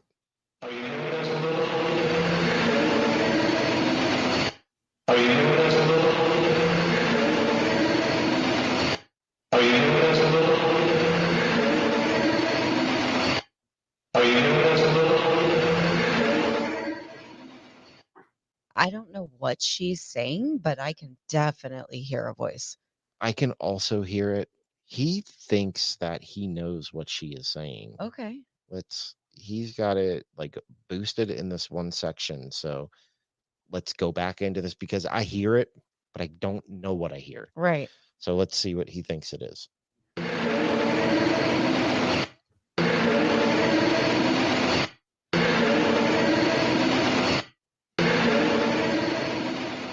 It almost sounds like she's singing. Okay, so let me see. He thinks it says, "Yes, I am." I'm going to be honest. I don't know what I hear there. I'm not going to pretend like I hear something that I'm not sure of. I feel like the last word almost sounds like home or something, but maybe it's just I am the echo home? that's in all of these because this is a ginormous place. I am so unsure about what I'm hearing that I couldn't Weird. even begin to even throw out a guess. Like it's just to me, it sounds like Say to me, it sounds something like I don't know, like Damn it. no way home, like the way she kind of says I guess it. I could hear that now you that you said know? it like that. Yeah. But that could be Yeah, pareidolia, I now that you can said it. I know. But anyways, there are many more EVPs. It's a very well-known place. A billion people have been to. But this is the time that I have to ask you, Megan. Is it real? What do you think about the Trans-Allegheny Lunatic Asylum? Well, as paranormal watchers ourselves, we watch a lot of paranormal stuff. We have seen a lot of people go to this place. Oh yeah. And now that we have delved a little more into the history and seen a little more accounts from other people, I will have to go with my original feeling when you first told me what we were doing, and that is yes. Okay. I do believe that this place is That haunted, is a resounding yes. as most asylums tend to be, and especially since we got our little homie over here building all these crazy places. Mr. Kirkland That are- is now homie Our to little For the homie. Booze podcast. Yeah, he's I'm our dead. little I wonder if we could get. haunted home builder. I wonder if we could get like a portrait of him and put it up here. Oh That'd be my God, we have to do That it. would be kind of cool. We have to do it. Okay. But What the yes, fuck? absolutely. I do. So what about you, babe? This is my family. Oh my god. absolutely. Yeah, I think there's something going on here. Okay. This is one of those few places where I put my skepticism aside, and basically for me, it's more along the belief line of like I don't know what causes paranormal, but I think that this is probably what it would be.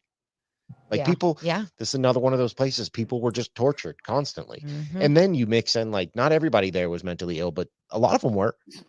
You got to Yeah. their feelings and stuff that they felt being Well, like trapped there. imagine basically. being maybe somebody with a disability who couldn't really speak for themselves Mm. and wasn't mentally Oh, ill, yeah, and they were just being fuck. tortured every day. So to Mm. me, this is just it's Didn't the you say perfect something combination about of that earlier? emotions and stuff like that that could Oh yeah. definitely cause something. So that means that the Trans Allegheny Lunatic Asylum is gonna get The big old seal of approval. and yeah, that's where we are. What? Yay.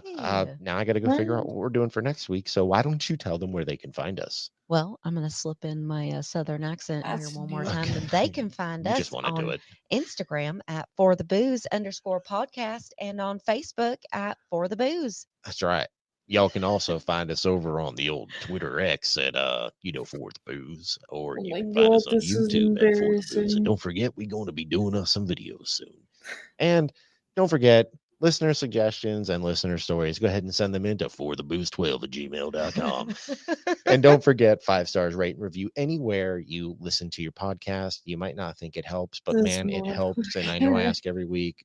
I'm gonna keep asking every It week. Though. really helps y'all. It really I does. It It really does. really does. But I think we should get out of here. Well, thank you everybody so much for listening, and Oh. we will see you in the next one. Bye. Bye. Gotta go. Another one. What do you mean another one? Gotta be another one. That was too interesting to only have one.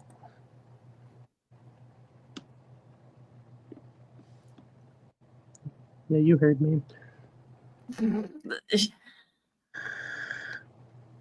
having a stroke? Oh, Jesus. What? You having a stroke or something? Damn. I don't even know, man.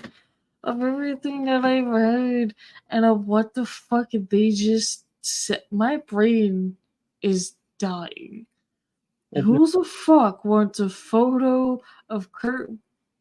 But whatever the fuck his last name is anymore? Fair. To have in their home. I will hard pass. That's no. The fact that they were calling him homie, no. Nah. Stop. Okay. Just stop. That's not okay. Fucking. Like I said, this is. I never met Megan, and the only one fucking time I've met Megan was when we were interviewing them on this channel. I've seen photos of her before, but like we've actually never met in person yet. Keyword yet. Hold up.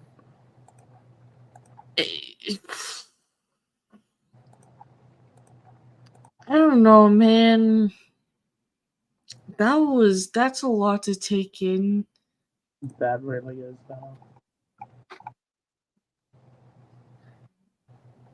Fucking, I really want a question on who the fuck's idea was, hey, Grammy, wanna go on a adventure? Let's go to a lunatic asylum. You might be in a hallway alone by yourself. Like, fuck you. Might just shove you in a fucking closet then. Shit. Do it. God. Imagine if I shoved Dragon in a closet.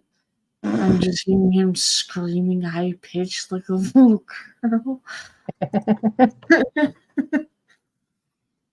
God, no, but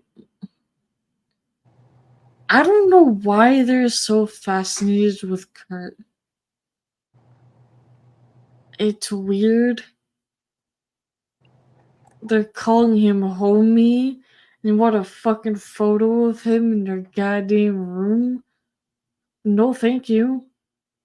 What? Y'all lost your damn mind. Yeah, see where I get my y'all from? Them. No. Well, my entire family, but yeah. Are you Southern? Part Southern, yes. Not anymore. I've trained myself to not really go into accents like that. Sometimes I can do a British accent like out of the whim. It's hilarious. Z Fox makes fun of me for it. I'm like, sorry. I do it with Irish and sometimes Britain and Australian and Southern. Yeah. Stupid. Hi, Spooky. Wait, what? Who? Oh, Oh. Spooky says I just got here. Start over. Sorry, dude.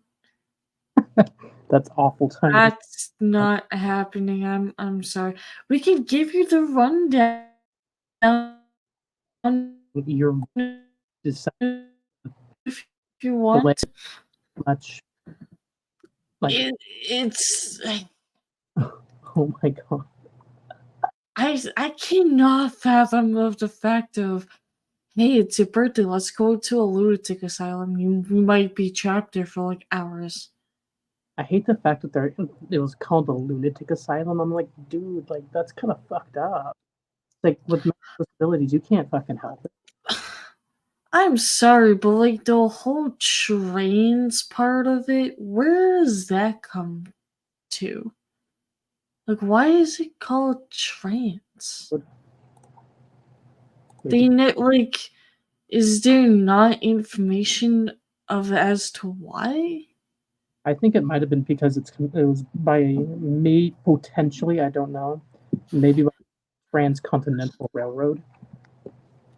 So this asylum had their doors open for over 100 years. From 1918 to 1994 or 1960, not 1965. See, they fucked up my brain, damn it. 1996. There's shock therapy, insulin therapy involved. Children, children being born and raised. Wait, what? Math Pig was live? Bruh, are you serious? I missed it? Motherfucker. See where my southern accent comes from. God damn it, Steven, you made me do it. Yeah, I'm just gonna blame my uncle on that. Fuck.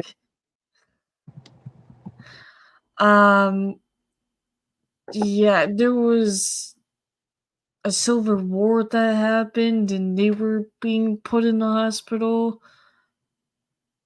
Still alive, huh?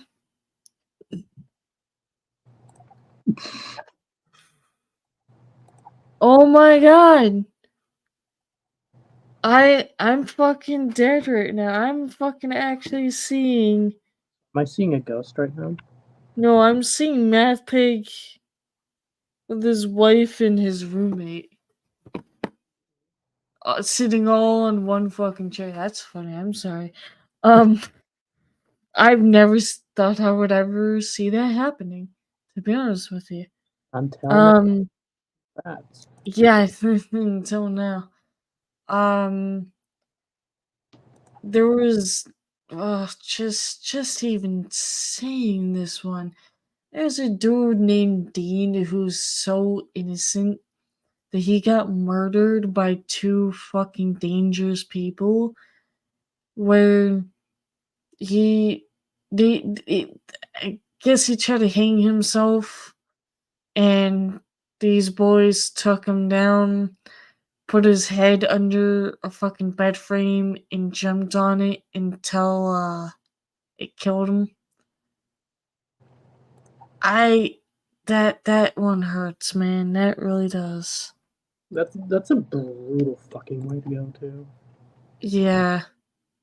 People getting things through the fucking eye socket while being alive. I yeah, that. The steel freaking like needle thing that they just like eye poker like spike thingy that they shove into your fucking eyeballs. God no. Fuck that, dude. It's horrible, dude. You know what? You're kind of lucky you missed it. Although you did miss some weird fucking shit Was it with very my just uncle. Yeah, it's. I don't think I it's was trying to hold my fucking emotions, to be honest with you. But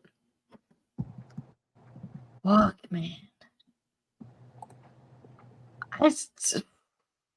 I really want to smack the person upside the head who thought it was a grand idea to literally have their fucking grandmother be part of an investigation. you're gonna have to go slap their ghost probably. Damn. That and like, oh, it's my friend's birthday. Let's have a birthday at the lunatic asylum. Who the fuck do you think you are? Are you nuts? 30th birthday, so beware. We're doing that now. No. That's not happening. Like I say, if we do, I'll just shove Dragon in there by himself. Being like, see ya. So evil, and I completely agree with it. I'd do the same thing back in Oh no. You know what we need to do, Silver? Hmm. I'll come in the room with a Ouija board. With Ape. There you go. Perfect. With a Ouija board. I thought that they were married. What the fuck? Apparently not. Jesus, I feel bad for Mathpeg right there. Oh, sorry, we can't marry you because of this. So what the fuck? That's fucked up. That is Jesus Christ. But yeah, you kind of missed my uncle making some weird ass comments. I kind of want to smack him upside the head as to why the fuck do you want your homeboy's photo in your house? Excuse me. Sorry. Like, I don't want your homeboy's photo in my motherfucking house. Hell the fuck no. A dude who's built insane asylums and there like thousands of people who die in it. Fuck that. Why the hell would I want your photo framed in my home? No, thank you.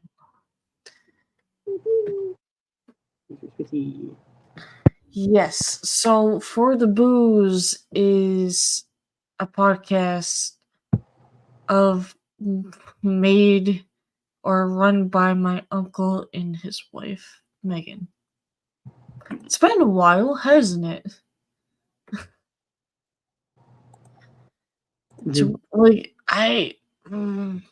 And better yet, right? So once I take this one down, and then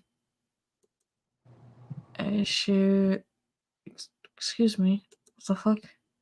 Didn't even want to fucking do anything. Okay. Then we got this one. So this is what the actual. That's not really a great photo. Fuck you. This is what it actually. That's still. Motherfucker. I want one that's like zoomed in, goddammit. Oh, that's not creepy at all.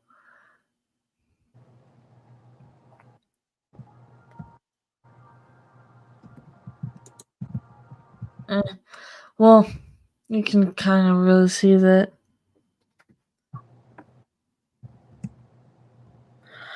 I know it's funny, Spooky. I didn't know I was either until the one day he's like, hey, niece, hey, niece. I'm like, what? He's like, hey, I got mentioned in one of your ghost videos, and that's when we interviewed him. Me, Sweet Cheeks Dragon and /Hangry Dragon that day, and Abe interviewed my uncle and his wife last year. That was interesting. You know how awkward that was? Because the first thing he says is, don't look and talk to me like I'm your mom's brother. And I'm like, that's not helping. Like, that is so not helpful, dude, bro. Thanks, but not helping.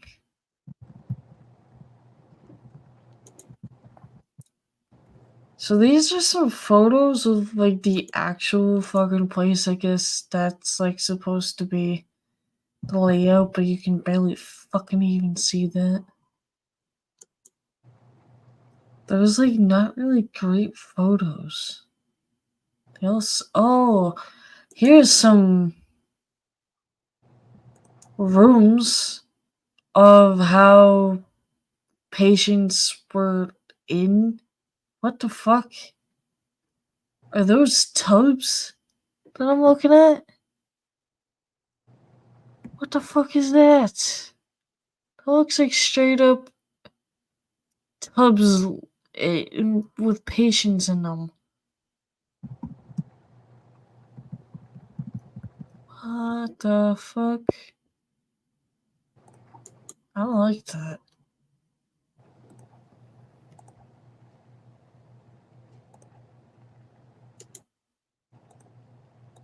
Apparently that's one room or the bed. I don't know. Hi, Sammy. Were you listening the entire time, Sammy? Apparently And you're now just speaking there, sir? speaking. Don't judge my English with how this episode affected me, okay? I can He's like doing near the room. Want me to- Motherfucker. Wow, love you too. what, shop- Damn. I want to go shopping. Can I come? You want to go shopping? What kind of fucking... What monstrosity is that? Oh wait, no, that's not even actually part of it. Never mind. It's just in this weird section. Okay, cool. You are to a Fuck mental you. mind right now. Uh-huh. You need to send you to a mental asylum because you seem to be losing your mind right now. Wow, love you too, asshole. You know you. Was shopping. I would love to shop with you. That might sound weird. Stupid there. Oh, here's one room. Or, well, what is that? Supposed to be a fucking cafeteria? That looks like tables and chairs. What the fuck is this? I don't like that. Fuck no. Ugliness.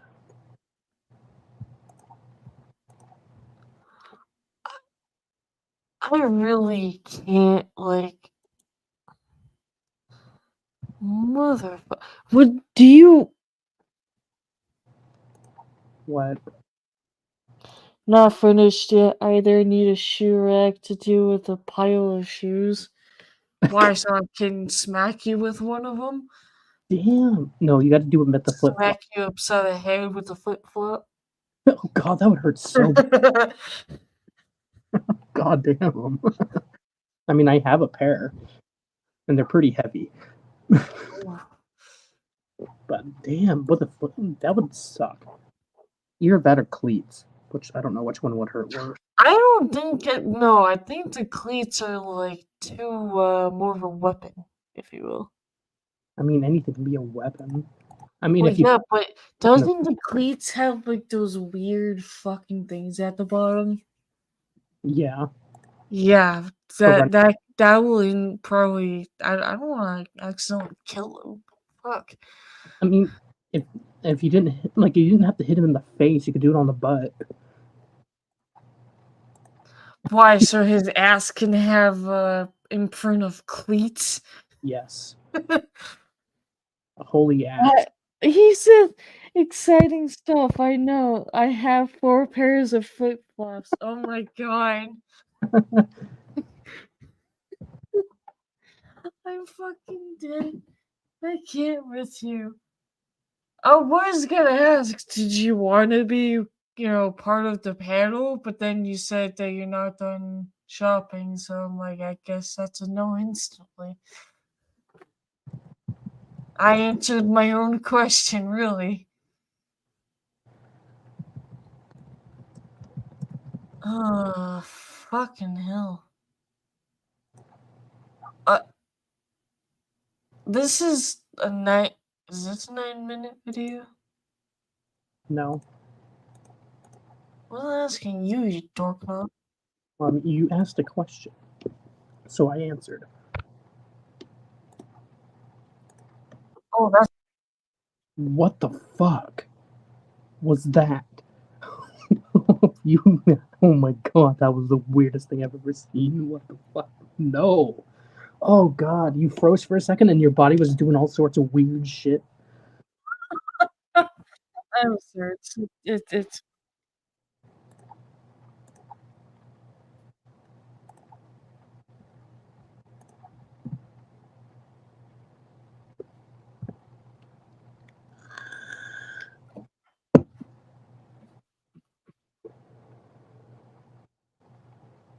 Mystery Syndicate? That's an interesting name.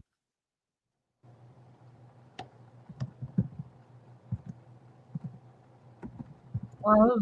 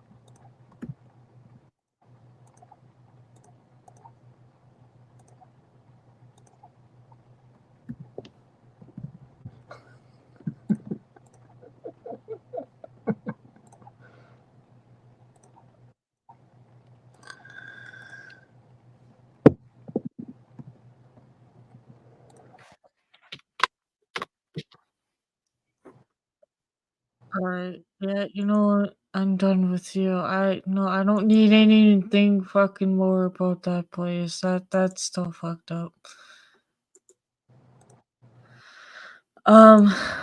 Jeez. Y'all really want to fuck another one? Mofo, that's what we've been saying for like 20 minutes. Well, what? Love you too, asshole. Love you too, brother.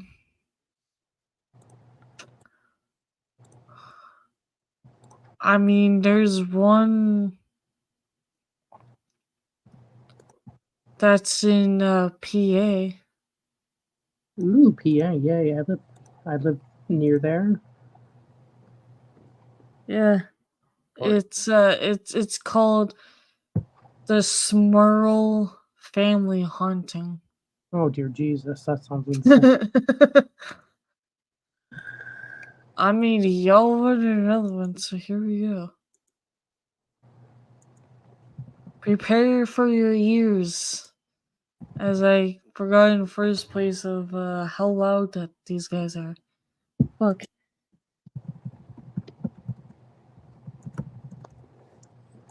Immerse yourself in music and escape Immerse into yourself nature. of shut This the summer fuck at up Tanglewood. ad.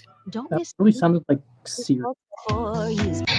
So excited. Welcome back to For the Booze. For the booze.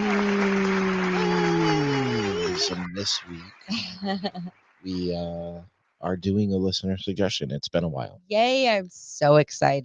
That's right. Friend of the show, Travis. I'm not going to say your last name because I'm probably going to get it wrong, and you didn't ask me to. So. But we've talked to him quite a few times. Travis is good people, and he asked us to do this case because he thought it was a very interesting one. And after I read it a bunch, I agree, it is a very interesting one. Now, there's going to be some things about this one though that we're going to learn that will immediately make you want to discard it as being real because of things that we've already said on this show. Okay. However, I think we need to hear it through till the end because this is one of the first times that we have the beginning, the middle, the end, and like kind of like a where it's at now. Oh, This is the most complete story I think we've ever done. yay.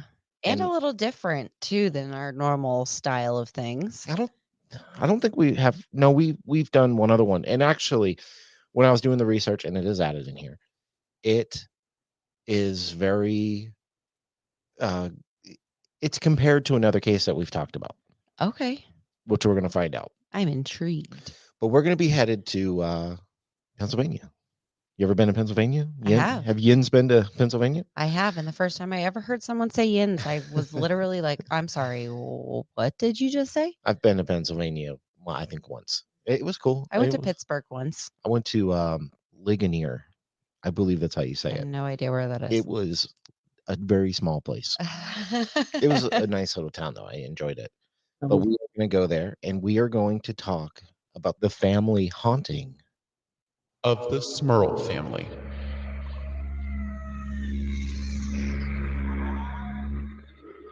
That's right. The Smurl family. I've never heard of this. Me I'm either. surprised because, well, you're going to find out why you're surprised. I don't know how else to say it, so let's just get into this one. All right, let's do it.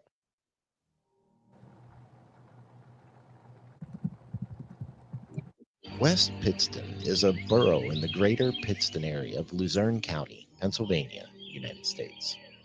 It is located on the Susquehanna River, opposite of Pittston City. In 2020, the population was 4,644. The town once produced mine screens, glass, crackers, and many other goods.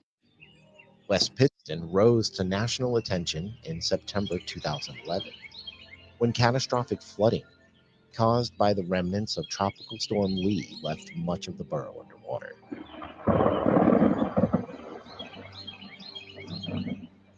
West Pittston was settled in the 1770s. On July 1st, 1778, during the Revolutionary War, Fort Jenkins, a Patriot stockade in present-day West Pittston, surrendered to the British under Major John Butler. It was later burned to the ground.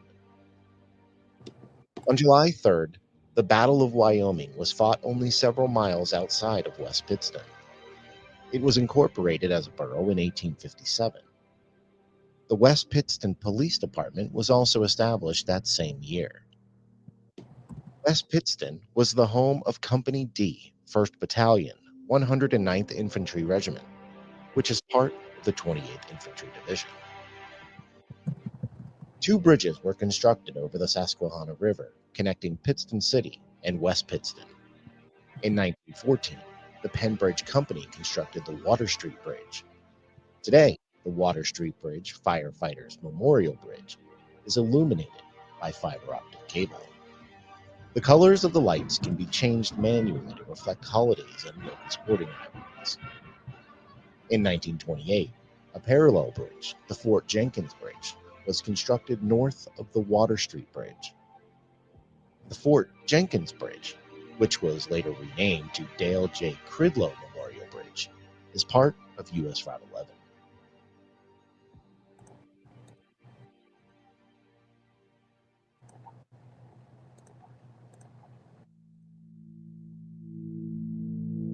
The Smurl family didn't have an easy go at life. They were Pennsylvanians and devout Roman Catholics who were heavily involved in church activities. The family included Navy veteran Jack Smurl, production manager at Topps Chewing Gum, his wife Janet, their 2 daughters, Dawn and Heather, and twin girls who would be born later, Shannon and Karen. and Jack's parents, John and Mary Smurl. Unfortunately for the family, everything changed for them in 1972. Hurricane Agnes hammered the state with rain and caused unprecedented flooding.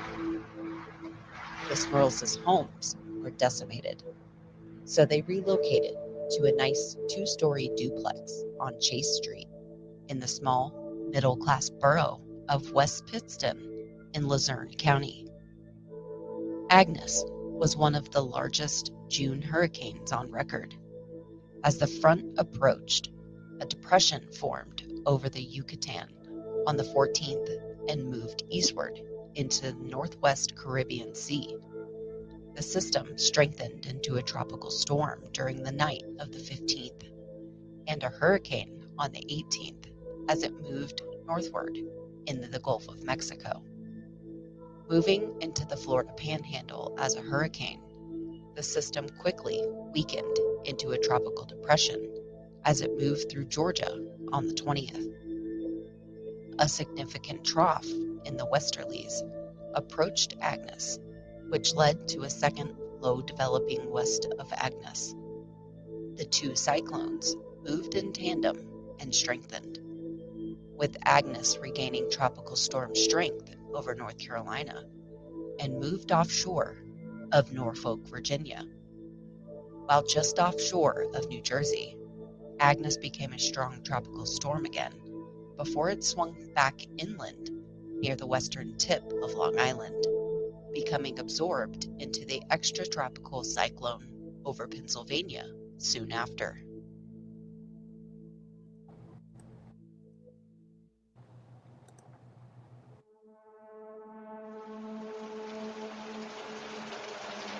It is virtually impossible to determine how much of the rain that fell in the mid-Atlantic would have fallen had Agnes not existed as a moisture source for the cyclone.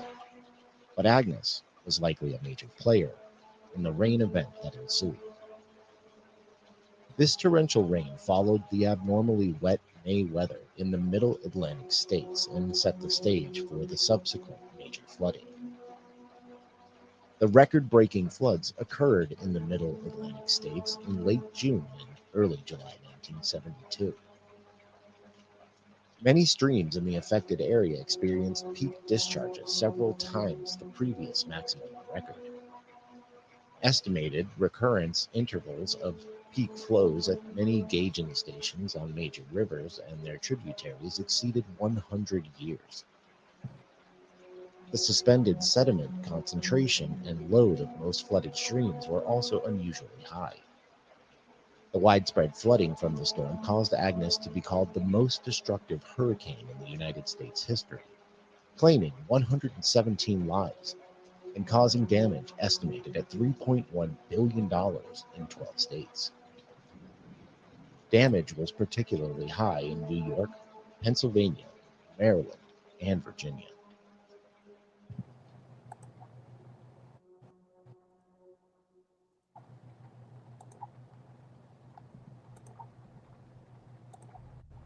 Chase Street was just like any other small town thoroughfare. Houses lined both sides of the street, and quarter-acre front yards were lush and green. And Chase Street was just like. To answer your question, Spooky, that's exactly where my fucking head was going. I'm like, why? It's like, did they suddenly become weather reporters? Like, what the fuck? That's my job. Apparently, they took Blizzy's job for that one. I don't even know why. Like, what the fuck does weather have to do with the Smurl family? I'm sorry. But when you hear the word Smurl, what the fuck comes through your goddamn mind? Like, I thought they were gonna, like, it literally sounded like she called them Squirrel Family for a minute. I'm like, did I just, like, what? I don't know, it might be her fucking accent, but I don't even know what to say to that right now. Was like any other small town thoroughfare. Houses lined both sides of the street, and quarter-acre front yards were lush and green and strewn with life. The duplex was built in 1896. Jack and his immediate family lived on the left side, while his father and mother lived on the right. The Smurls, fresh-faced and full of new beginnings, had no idea what they were about to face. Evil already lived there, deep within the home, waiting to terrorize and haunt them for 12 cruel years. The haunting began innocently enough in January 1974. A strange stain appeared on one of the home's new carpets that had no explanation and could not be easily removed. Then the floodgates opened. A television set burst into flames.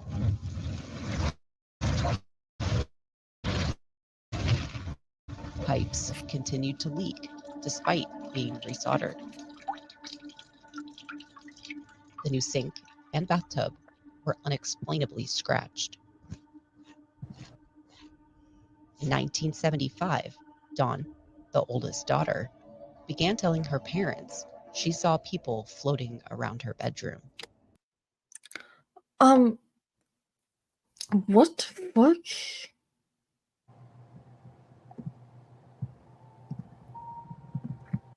Suddenly what? Sudden scratches in the new tub. How the fuck can you even explain that?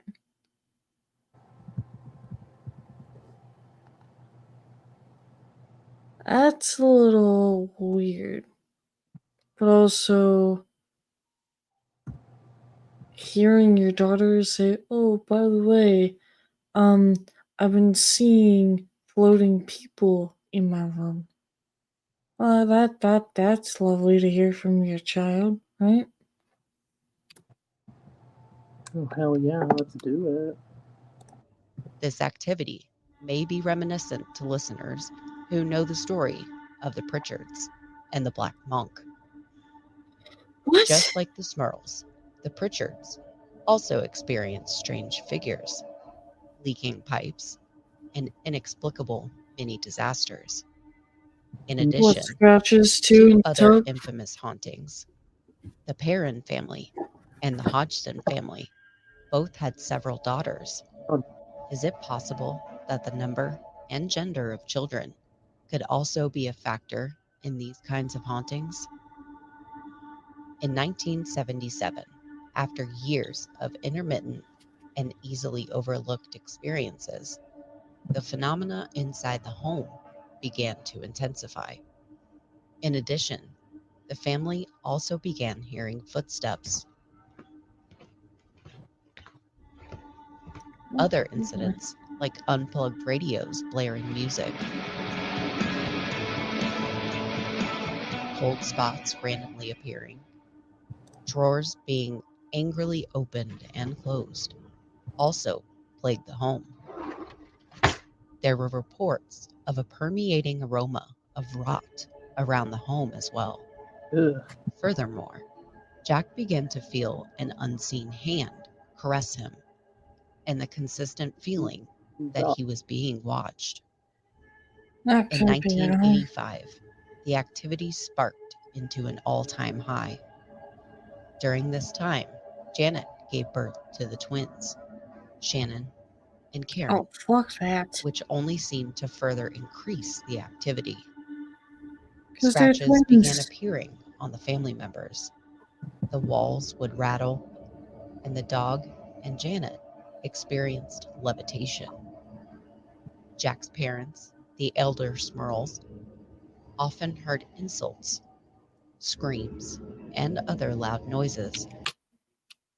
She didn't just fucking say insult, right? You think so? What the fuck did you do to the goddamn spirits that decided to insult you? How the fuck did they insult you? I wanna know. Like, what the fuck did you do to make that happen? Little one, first of all, the twins think that that's a little fucked up. That brings back to like what the fuck is the movie called? It's got the two twin girls. They're like saying, "Come out and play." Like that's not creepy fucking at all. emanating from the Smurls' side of the duplex. However, nothing ever appeared in They their home. called her Big Nose. Fucking damn it, Spooky. They called her Big Nose. The God following damn it. information paints a harrowing picture of what the family claims happened to them on different occasions. Jack and Janet Smurl in front of the house on Chase Street. The entire family, even the dog, were physically and mentally attacked by something invisible and malicious. The They had, fuck? quote, been dragged from Crocodile? bed, slapped, and viciously scratched. They were, quote, kicked, bitten, levitated, and thrown out of bed. When Jack tried to I'm sorry, when they say slapped, Like, are they getting slapped upside the head for their stupidity? no. That's where my head went. And that's nothing new to you. Yeah, I know. What else is new? No. I always try to find a way to like make fun of certain things like that, and I'm just like, I can't.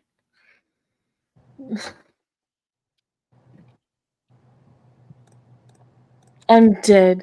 Sammy says Big Nose Spookleton.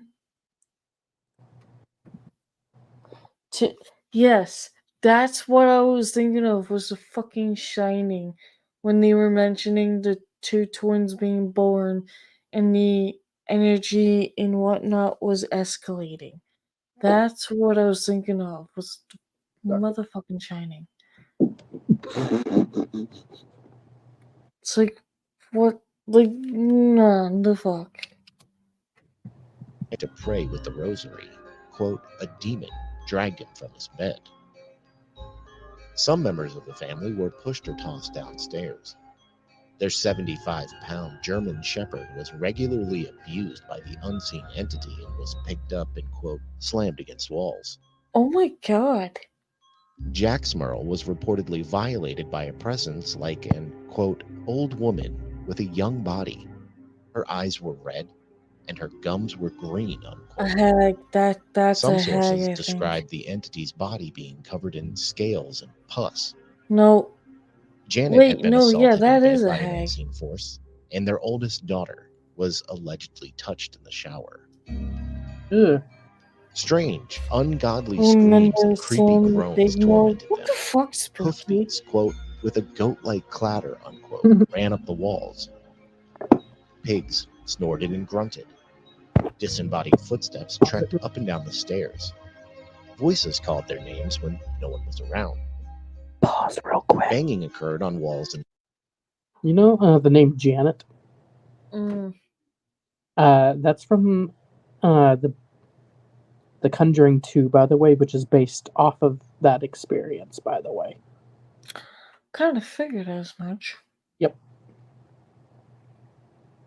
Thanks for reminding me on that.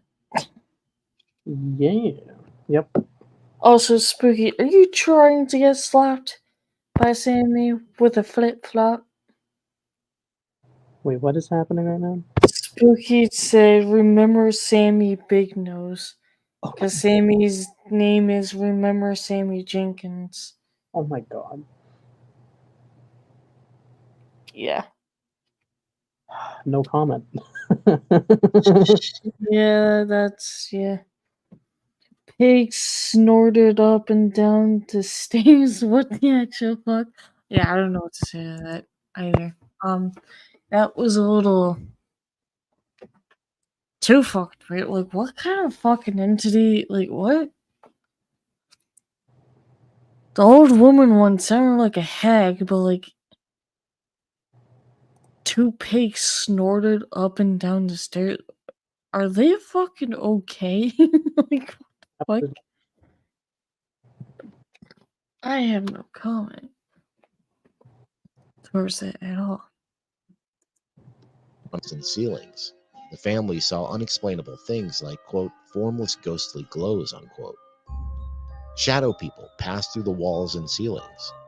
Foul and unusual smells plagued the family. A constant odor of I'm something dead. musty or Hold rotting. on. I'm sorry, but I have to fucking put this up. What were they snorting? Sounds like they've been snorting crack. Damn, psycho. Sammy said big nose Spookaton first. I was just firing back. I mean, yeah, I get that, but it sounds like you were a little too far, my dude. Just a smidge. Sammy's comment was kind of funny, and then I have no comment with yours. It was the name of the ghost. I'm fucking dead. Are you two okay? Do we need to like send a welfare check or something? You good? Mm-hmm. Burning permeated the rooms. At various times, doors opened and shut, lights flickered, and objects moved by themselves or disappeared. Claw marks appeared on the walls. Even electrical appliances were affected. Some caught on fire. The television Do you mean purportedly, and quote, shot across the room, unquote, or lit up without being plugged in. Both sides of the duplex had paranormal experiences. Mary Smurl heard Jack and Janet argue and curse when only Janet was home at the time. Mary also claims to have saw a black entity floating in her living room. Oh, I'm dead. wait. What entity has he knows before? The Smurls contacted their church as the situation grew more dire. They asked the Diocese of Scranton for help, but were refused. Again and again, they petitioned the church to no avail. Meanwhile, they endured a nonstop What the stream fuck? of nightmarish Big activity. nose Carrington. The Smurls I'm then decided fucking- to reach out I'm to dead. Ed and Lorraine Warren, You know what? I'm putting that demonologist on and fucking clairvoyant, screen. allegedly.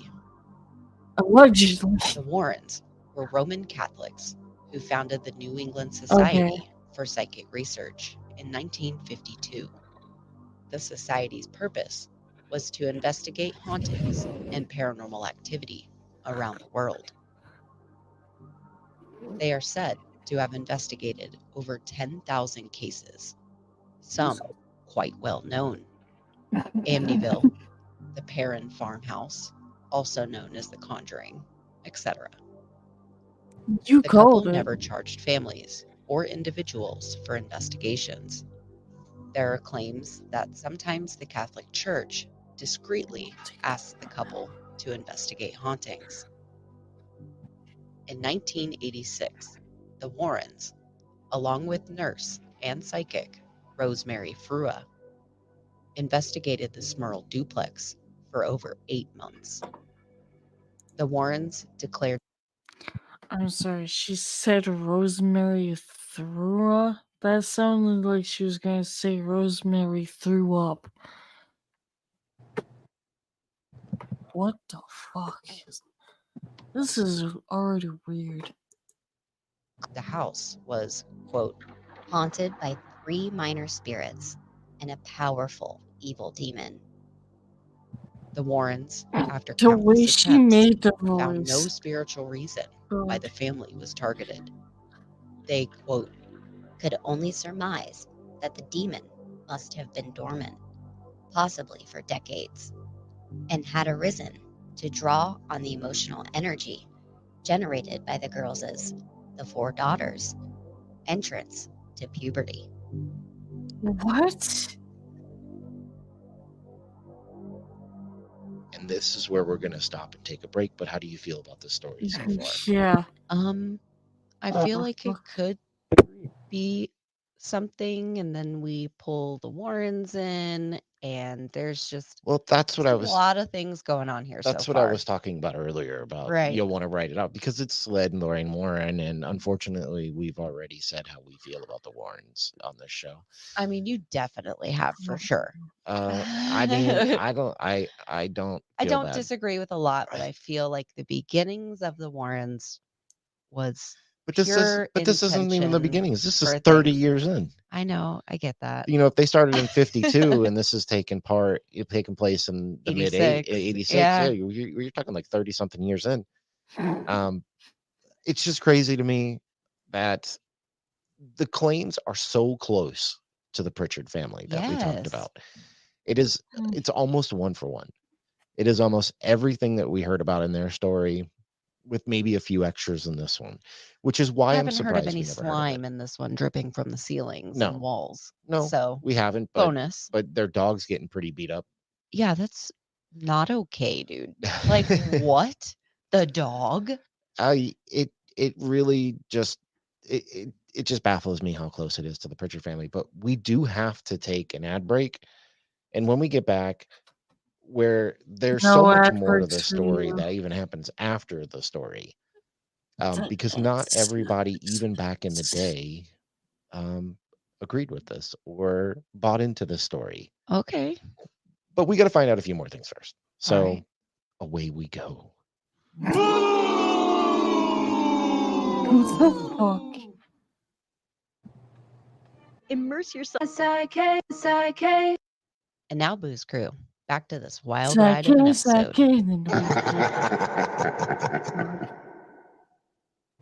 Okay, so there's so much more that we have to talk about. And it's going to get really interesting. Oh, It's going to get real interesting. okay. So let's get on with the rest of the story. All right. Well, She let's do doesn't it. sound too interested.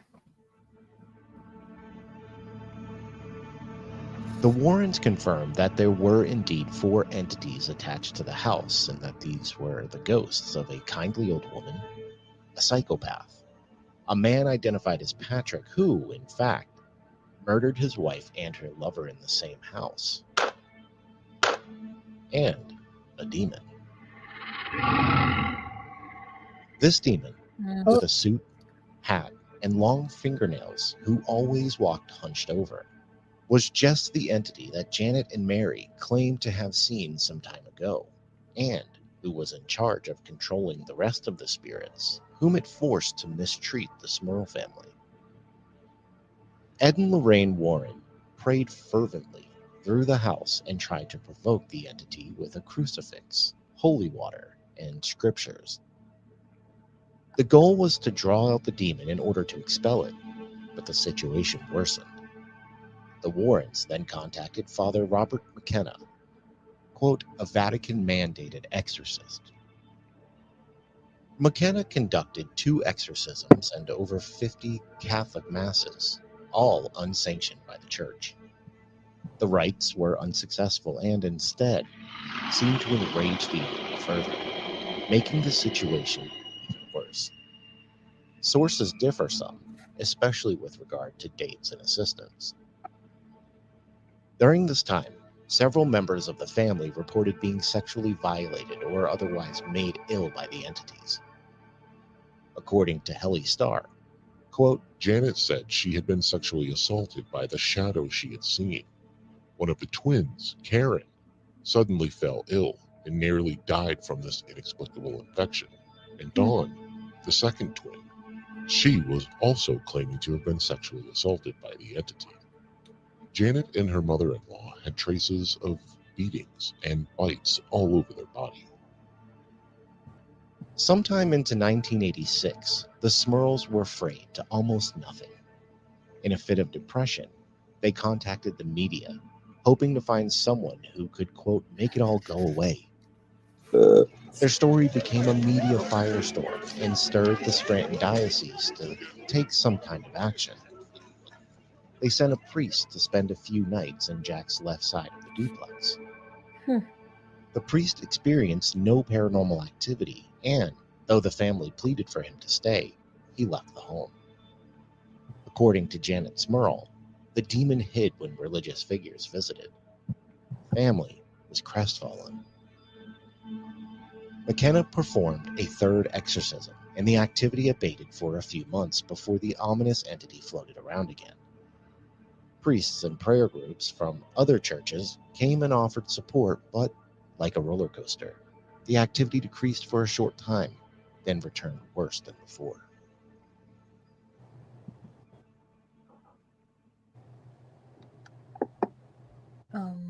Okay. Some people wondered why the Smurls didn't move. Of course, finances were stated as a big reason. The family tried to get away, but the presence reportedly followed them wherever they went. On one occasion, they went camping and saw a dark, hazy entity. They also, quote, heard loud banging noises atop the camper and were jostled as the camper shook. That would be The terrible. demon also allegedly followed them to work. It seemed nowhere was safe for the Smurl family That's because it was they who were haunted, not the home. That's fucked After up. reaching out to local news, reporters began to swarm the Smurl home. Public interest was heightened. Even Jason Miller, the actor who played Father Karras in The Exorcist, visited the Smurls What? and offered his support. No. In just a short time, dozens of people crowded around the Smurl home. At times, the crowds were dangerous. People tried to break into the home out of morbid curiosity. damn. Cars cruised by and rubbernecked. Camera crews were congested outside the Smurl residence, standing nearly shoulder to shoulder, and eventually set up equipment in the neighbors' yards. Instead of helping, publicity sensationalized their situation and reduced them to something like a carnival attraction. The family ultimately told the reporters to leave. Good. In December 1986, The Haunted, a book about their experiences written by Robert Curran, was published. A made-for-TV movie by the same name came out in 1991. Rumors Conjuring? swirled about the Smurls, saying they drummed up the activities in their home as a way to make money. Rumors of the haunting being a fake were further bolstered when information came out that Ed Warren contacted Robert Curran and suggested he write a book about the Smurls and their haunting. It was during this time of the alleged activity that rumors began to swirl about the family. Many believed the family might be looking to sell their home or make money off the haunting, as they had recently fallen on tough times. The Smurls and the Warrens were heavily scrutinized and criticized. Philosophy professor Paul Kurtz was chairman of the Committee for the Scientific Investigation of Claims of the Paranormal. He poo-pooed the Warrens' assessment and claimed their Poo-poo? investigation What? wasn't, quote, What? Objective, What independent, the or fuck did I impartial. just hear? Further, Kurtz claimed the Warrens had, quote, No credentials in the scientific or parapsychological communities. Where the and fuck he went does so he far find as these to say the goddamn Smurl books? family Jesus should Christ. undergo psychiatric examinations.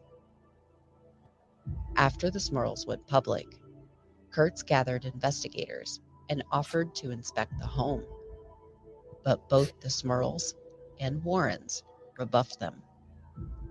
They felt Kurtz had already made up his mind not to believe their story, and as such, was insincere about, quote, gathering evidence. Still, Hmm. the committee conducted extensive phone interviews with, quote, the Smurls, neighbors, and reporters working on the case. Mentalist George Joseph Kresge Jr., aka, quote, the Amazing Kreskin, worked to debunk the Smurls' claims by demonstrating, quote, several ways things can shake and go bump in the night without the help of the supernatural. But Kreskin never revealed his methods for these ways. Oh, gee, I Mm, wonder why. right. Sounds like he was convinced. The Smurls eventually moved from Chase Street in 1987. However, the activity followed them to their new home until a church-sanctioned exorcism was performed in 1988 or 1989. After this exorcism, the Smurls were finally free. The Warrens told in some later files and interviews that this case was one of the most disturbing they had to face in their whole life as paranormal investigators, and they felt bad because they couldn't put an end to it no matter how hard they tried. Now, Jack's father died in 1990, and his mother died 5 years later. Jack himself passed away in 2017 after complications from diabetes. Oh shit. Subsequent people who lived at the duplex on Chase Street reportedly experienced no paranormal activity. Karen Smurl, who was younger than 10 at the time, said her father worked to protect the family from onlookers and naysayers once their story started to spread through television and newspaper stories. Quote, I remember once it got out into the media, we had people knocking on our windows and doors, bricks thrown through our window. People were terrorizing us.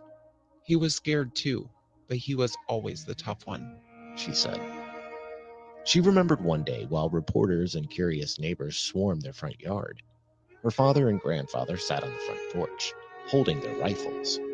Quote, My dad would have done anything he could to protect us. We just learned to always have each other's back. paranormal investigators and reporters descended upon the family in their West Pittston home. Famed, quote, demonologist Ed and Lorraine Warren of Connecticut investigated the family's claims and concluded several demons haunted the home, 4 benevolent and 1 violent. The family sought exorcisms and other help to end the hauntings. The incident stopped by October 1986, and the family moved back to Wilkes Barre in 1988. From that time on, Karen Smurl said her father put the incidents behind him and focused on his work at Tops Chewing Gum in Duria and his immense involvement with his family and his community. She said he served as secretary of West Pittston Lions Club and remained heavily involved with the first Holy Rosary Church in Wilkes Barre and later St. Leo's Church in Ashley. Quote, At church bazaars, he'd be the one flipping burgers on the grill, she said. She and her sisters all played sports in school. She and twin sister Shannon were all-star athletes at GAR and played on the Wilkes University women's basketball team. She said her father attended nearly every game and participated in every booster club he could. Quote, He'd be the father bringing the Gatorade and the snacks. He'd be the loudest guy screaming for all the kids. When Karen Smurl shared the news about her father's death, she said she heard from childhood teammates about their memories of her father.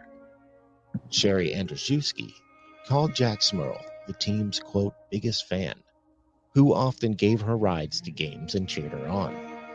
Quote, As a teenager, I didn't have parents who came to support me or our team, and I didn't have rides to Summer League. and I had nobody to be proud of me. She wrote to Karen Smurl. Quote, Your dad was our biggest fan. Always made sure that we all had a ride. And both of your parents were just the absolute best to me. Karen Smurl said her father treated all of the kids in the neighborhood like his own. Quote, I always said my parents had 100 children, not 4. Karen Smurl, 38, works as a social worker and occasional paranormal investigator. She said what happened to her family inspired her to pursue paranormal investigation and help others who had similar experiences. Jack Smurl was proud of her for helping others, she said. Quote, We had such a hard time and nobody to turn to. He was happy I was a voice out there for people who needed help. she tends to assist by offering a Catholic perspective to existing paranormal teams in the state. Because of what she experienced, Karen Smurl said she knows she'll see her father again one day. Quote, I'm just looking at it like he's This is just just another like guardian making me angel. cry Now right my now. dad is just looking out for us on the other side.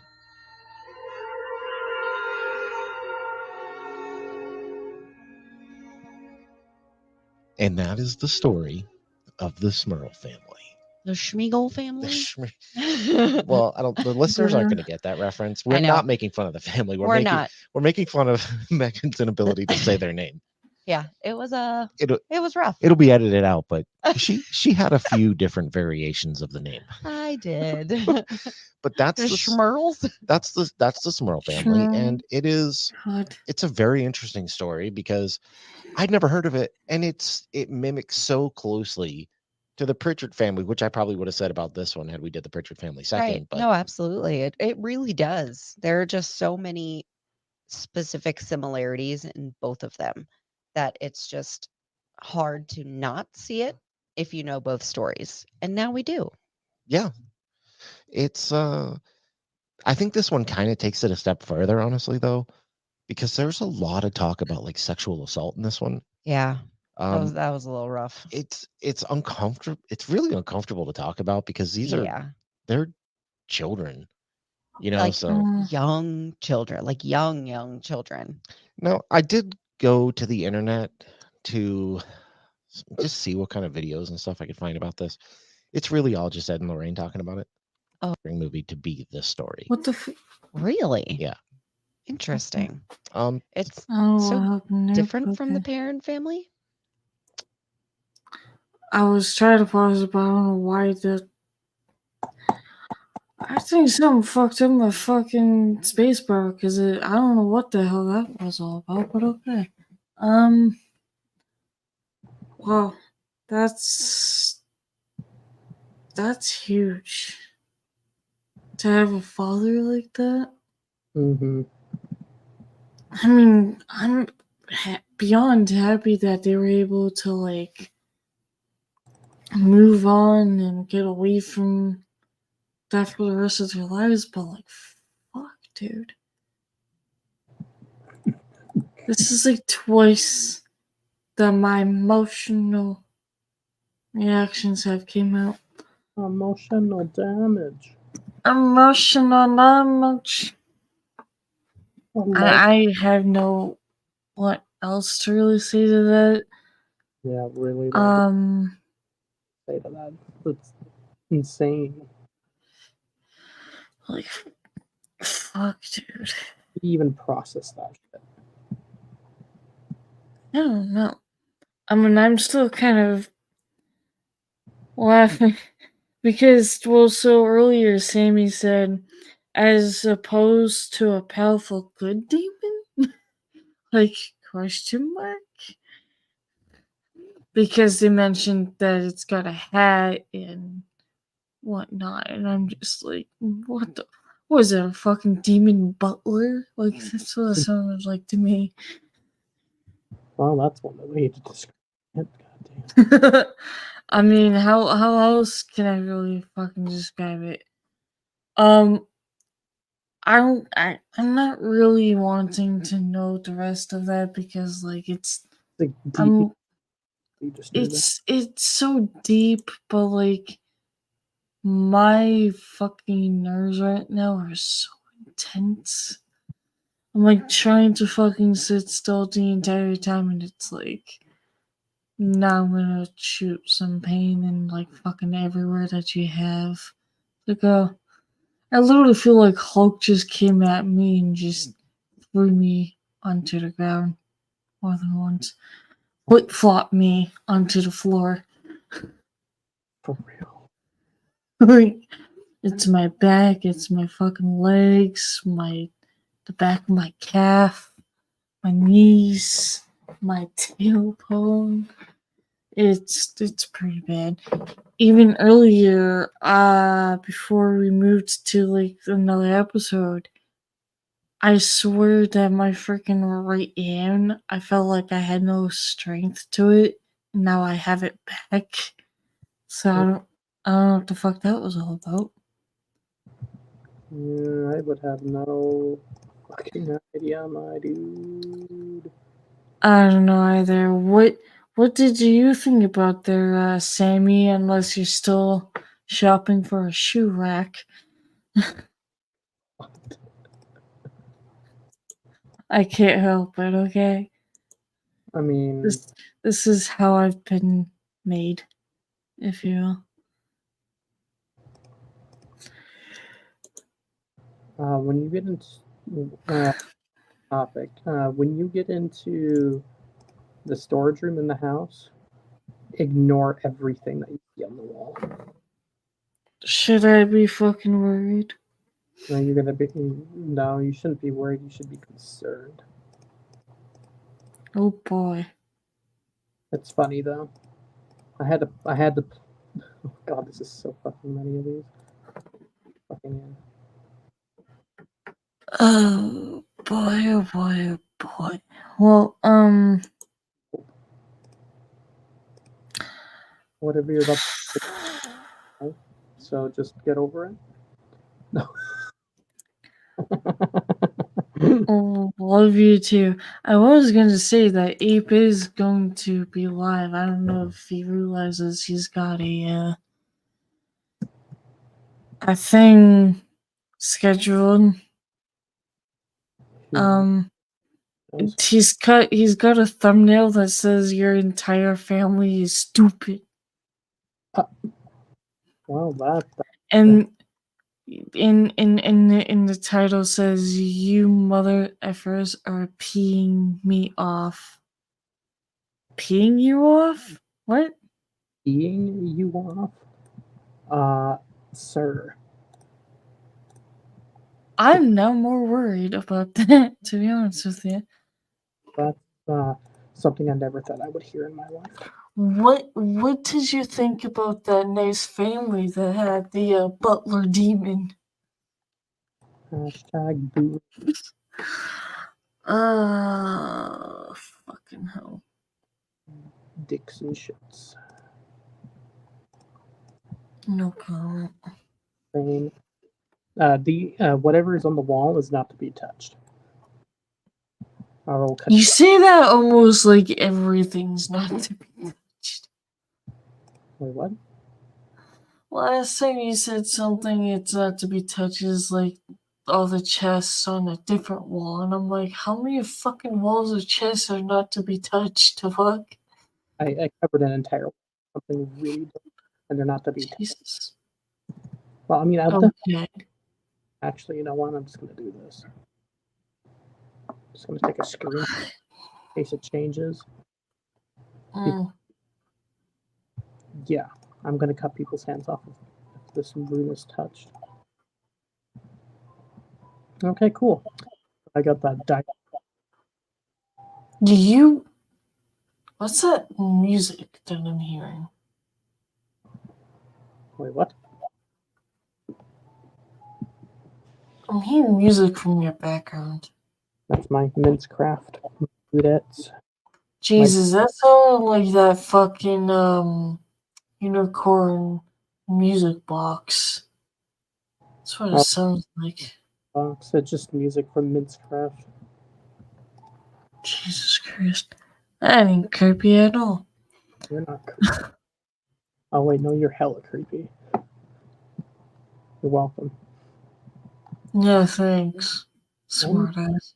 Self-esteem better.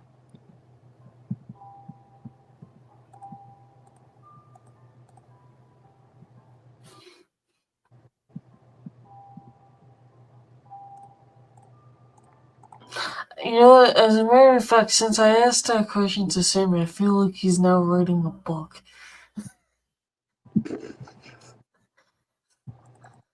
I regret that. Sorry, but damn. No. What do you mean, no? Know Yeah. that I'm sorry? Oh. Deal with it, sister. What if I don't want to, brother? From another mother. Gay. You dragged yourself into that one.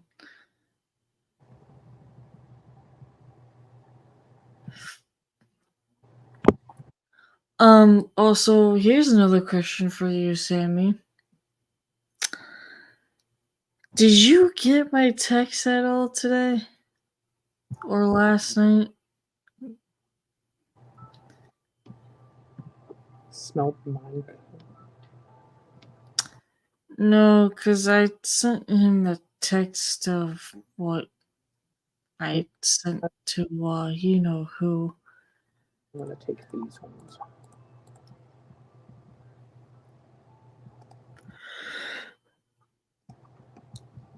Good fucking yawning like hardcore right now. And I have to work with baby food tomorrow, yeah. Oh, you're gonna need to get some baby food after you're done for sure. Or you can give some to Dragon.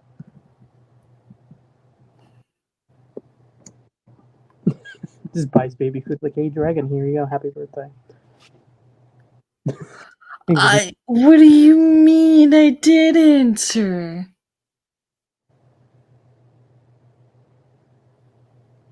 I said, what did you think about the nice family that's got the butler demon? The fuck? I'm now confused.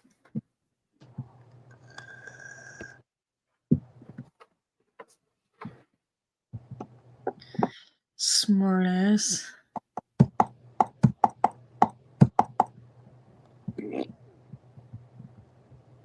The fuck? So I need to make more of these, but God, why the fuck am I yawning so much? God damn.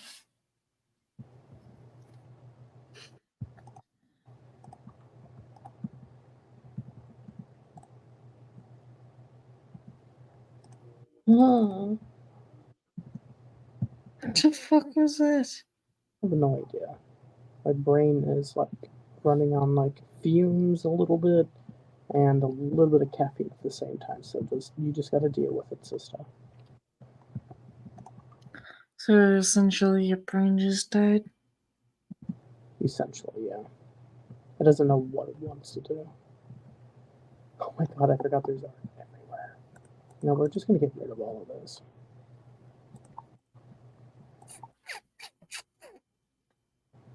Dude, this map art looks so fucking amazing.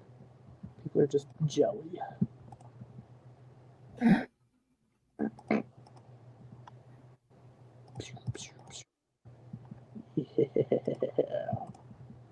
Oh, wait, actually, I can do this. If someone destroys my art, I will destroy their art. Yeah, I don't know how you missed me saying when I answered your question, but okay. Maybe you were too busy looking for a shoe rack to I'm such a fucking I read up a bit on it. I believe the family were doing it for fame. Huh. I mean, to be honest with you on that one, It does sound like that they were just doing it just for fame. I don't know. I mean, what the fuck?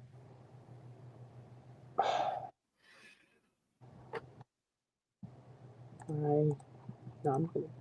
How did the bit? What the? Are you having a stroke? These fucking banners that I had on here are literally flying in every fucking direction. And it's pissing me off. They're literally glitching through blocks and disappearing. And ending up in your room somehow. What the fuck, bruh? Are they possessed? It fucking seems like it. I mean, damn. I mean, it jumped out the freaking window. Wait, what? What? It jumped off the window? Yes, I tried picking up my banner. I broke it off the wall. It literally jumped through the damn window. Alrighty then. I don't know how to it, bro. Oh god, this is. But do not enter the storage room until I tell you to do so. Okay. I want to see your reaction. I want to see the look on your face. Well, I do have to go to bed to go to work tomorrow. Oh, I just broke the window. Oh, shit. Nice one. Happening. Well, I'm gonna head off. I do have to pack more, and I really don't want to.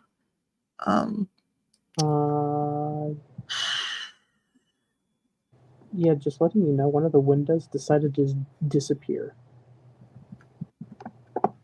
It broke, fell on the ground, and then it does not exist anymore. Actual fuck? What the hell? Is there someone invis around here that's like breaking shit? What the? Okay, I don't even give a shit. I'm moving all my stuff anyway eventually, but fuck. The hell? Yeah, you're not wrong on that, Sammy. It did kind of sound like that, but yeah, I'm fucking apparently too tired for this shit. I'm already too tired for bullshit, really. I believe it to an extent, but I mean, well, the thing is like Ed and Lorraine Warren were legitimate people. Yeah. Not wrong on that one. Hmm? It says, yeah, you're not wrong on that one. And they were called, and they said it was the worst case I've ever seen. Yeah. Famous. It's the skeptics that basically make the story not believable. In my personal opinion. Yeah. Is they persuade other people not to believe it because they just think it's absolute stupid. I'm just like, yeah, what, like, if this shit was happening to you, you wouldn't be saying that kind of stuff, you know? That's adorable. Spooky just called Sammykins. Aww. That's weird. No, it's not. It's perfectly normal. No comment. If you would like to have a chit chat at some point, Sammy, let me know. I would be glad to have a chit chat with you. It's been way too fucking long.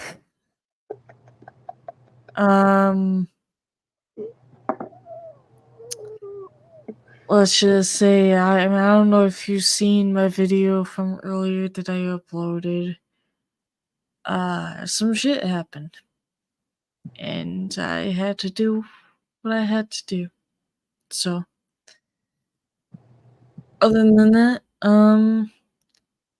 I don't know when I will be streaming next because I still have to pack more in this room. Hey. And, yeah. Shut up. So maybe not. Next time I stream, you might not see this behind me. I don't know. We'll see. But other than that, see you guys next time. Stay spooky. No.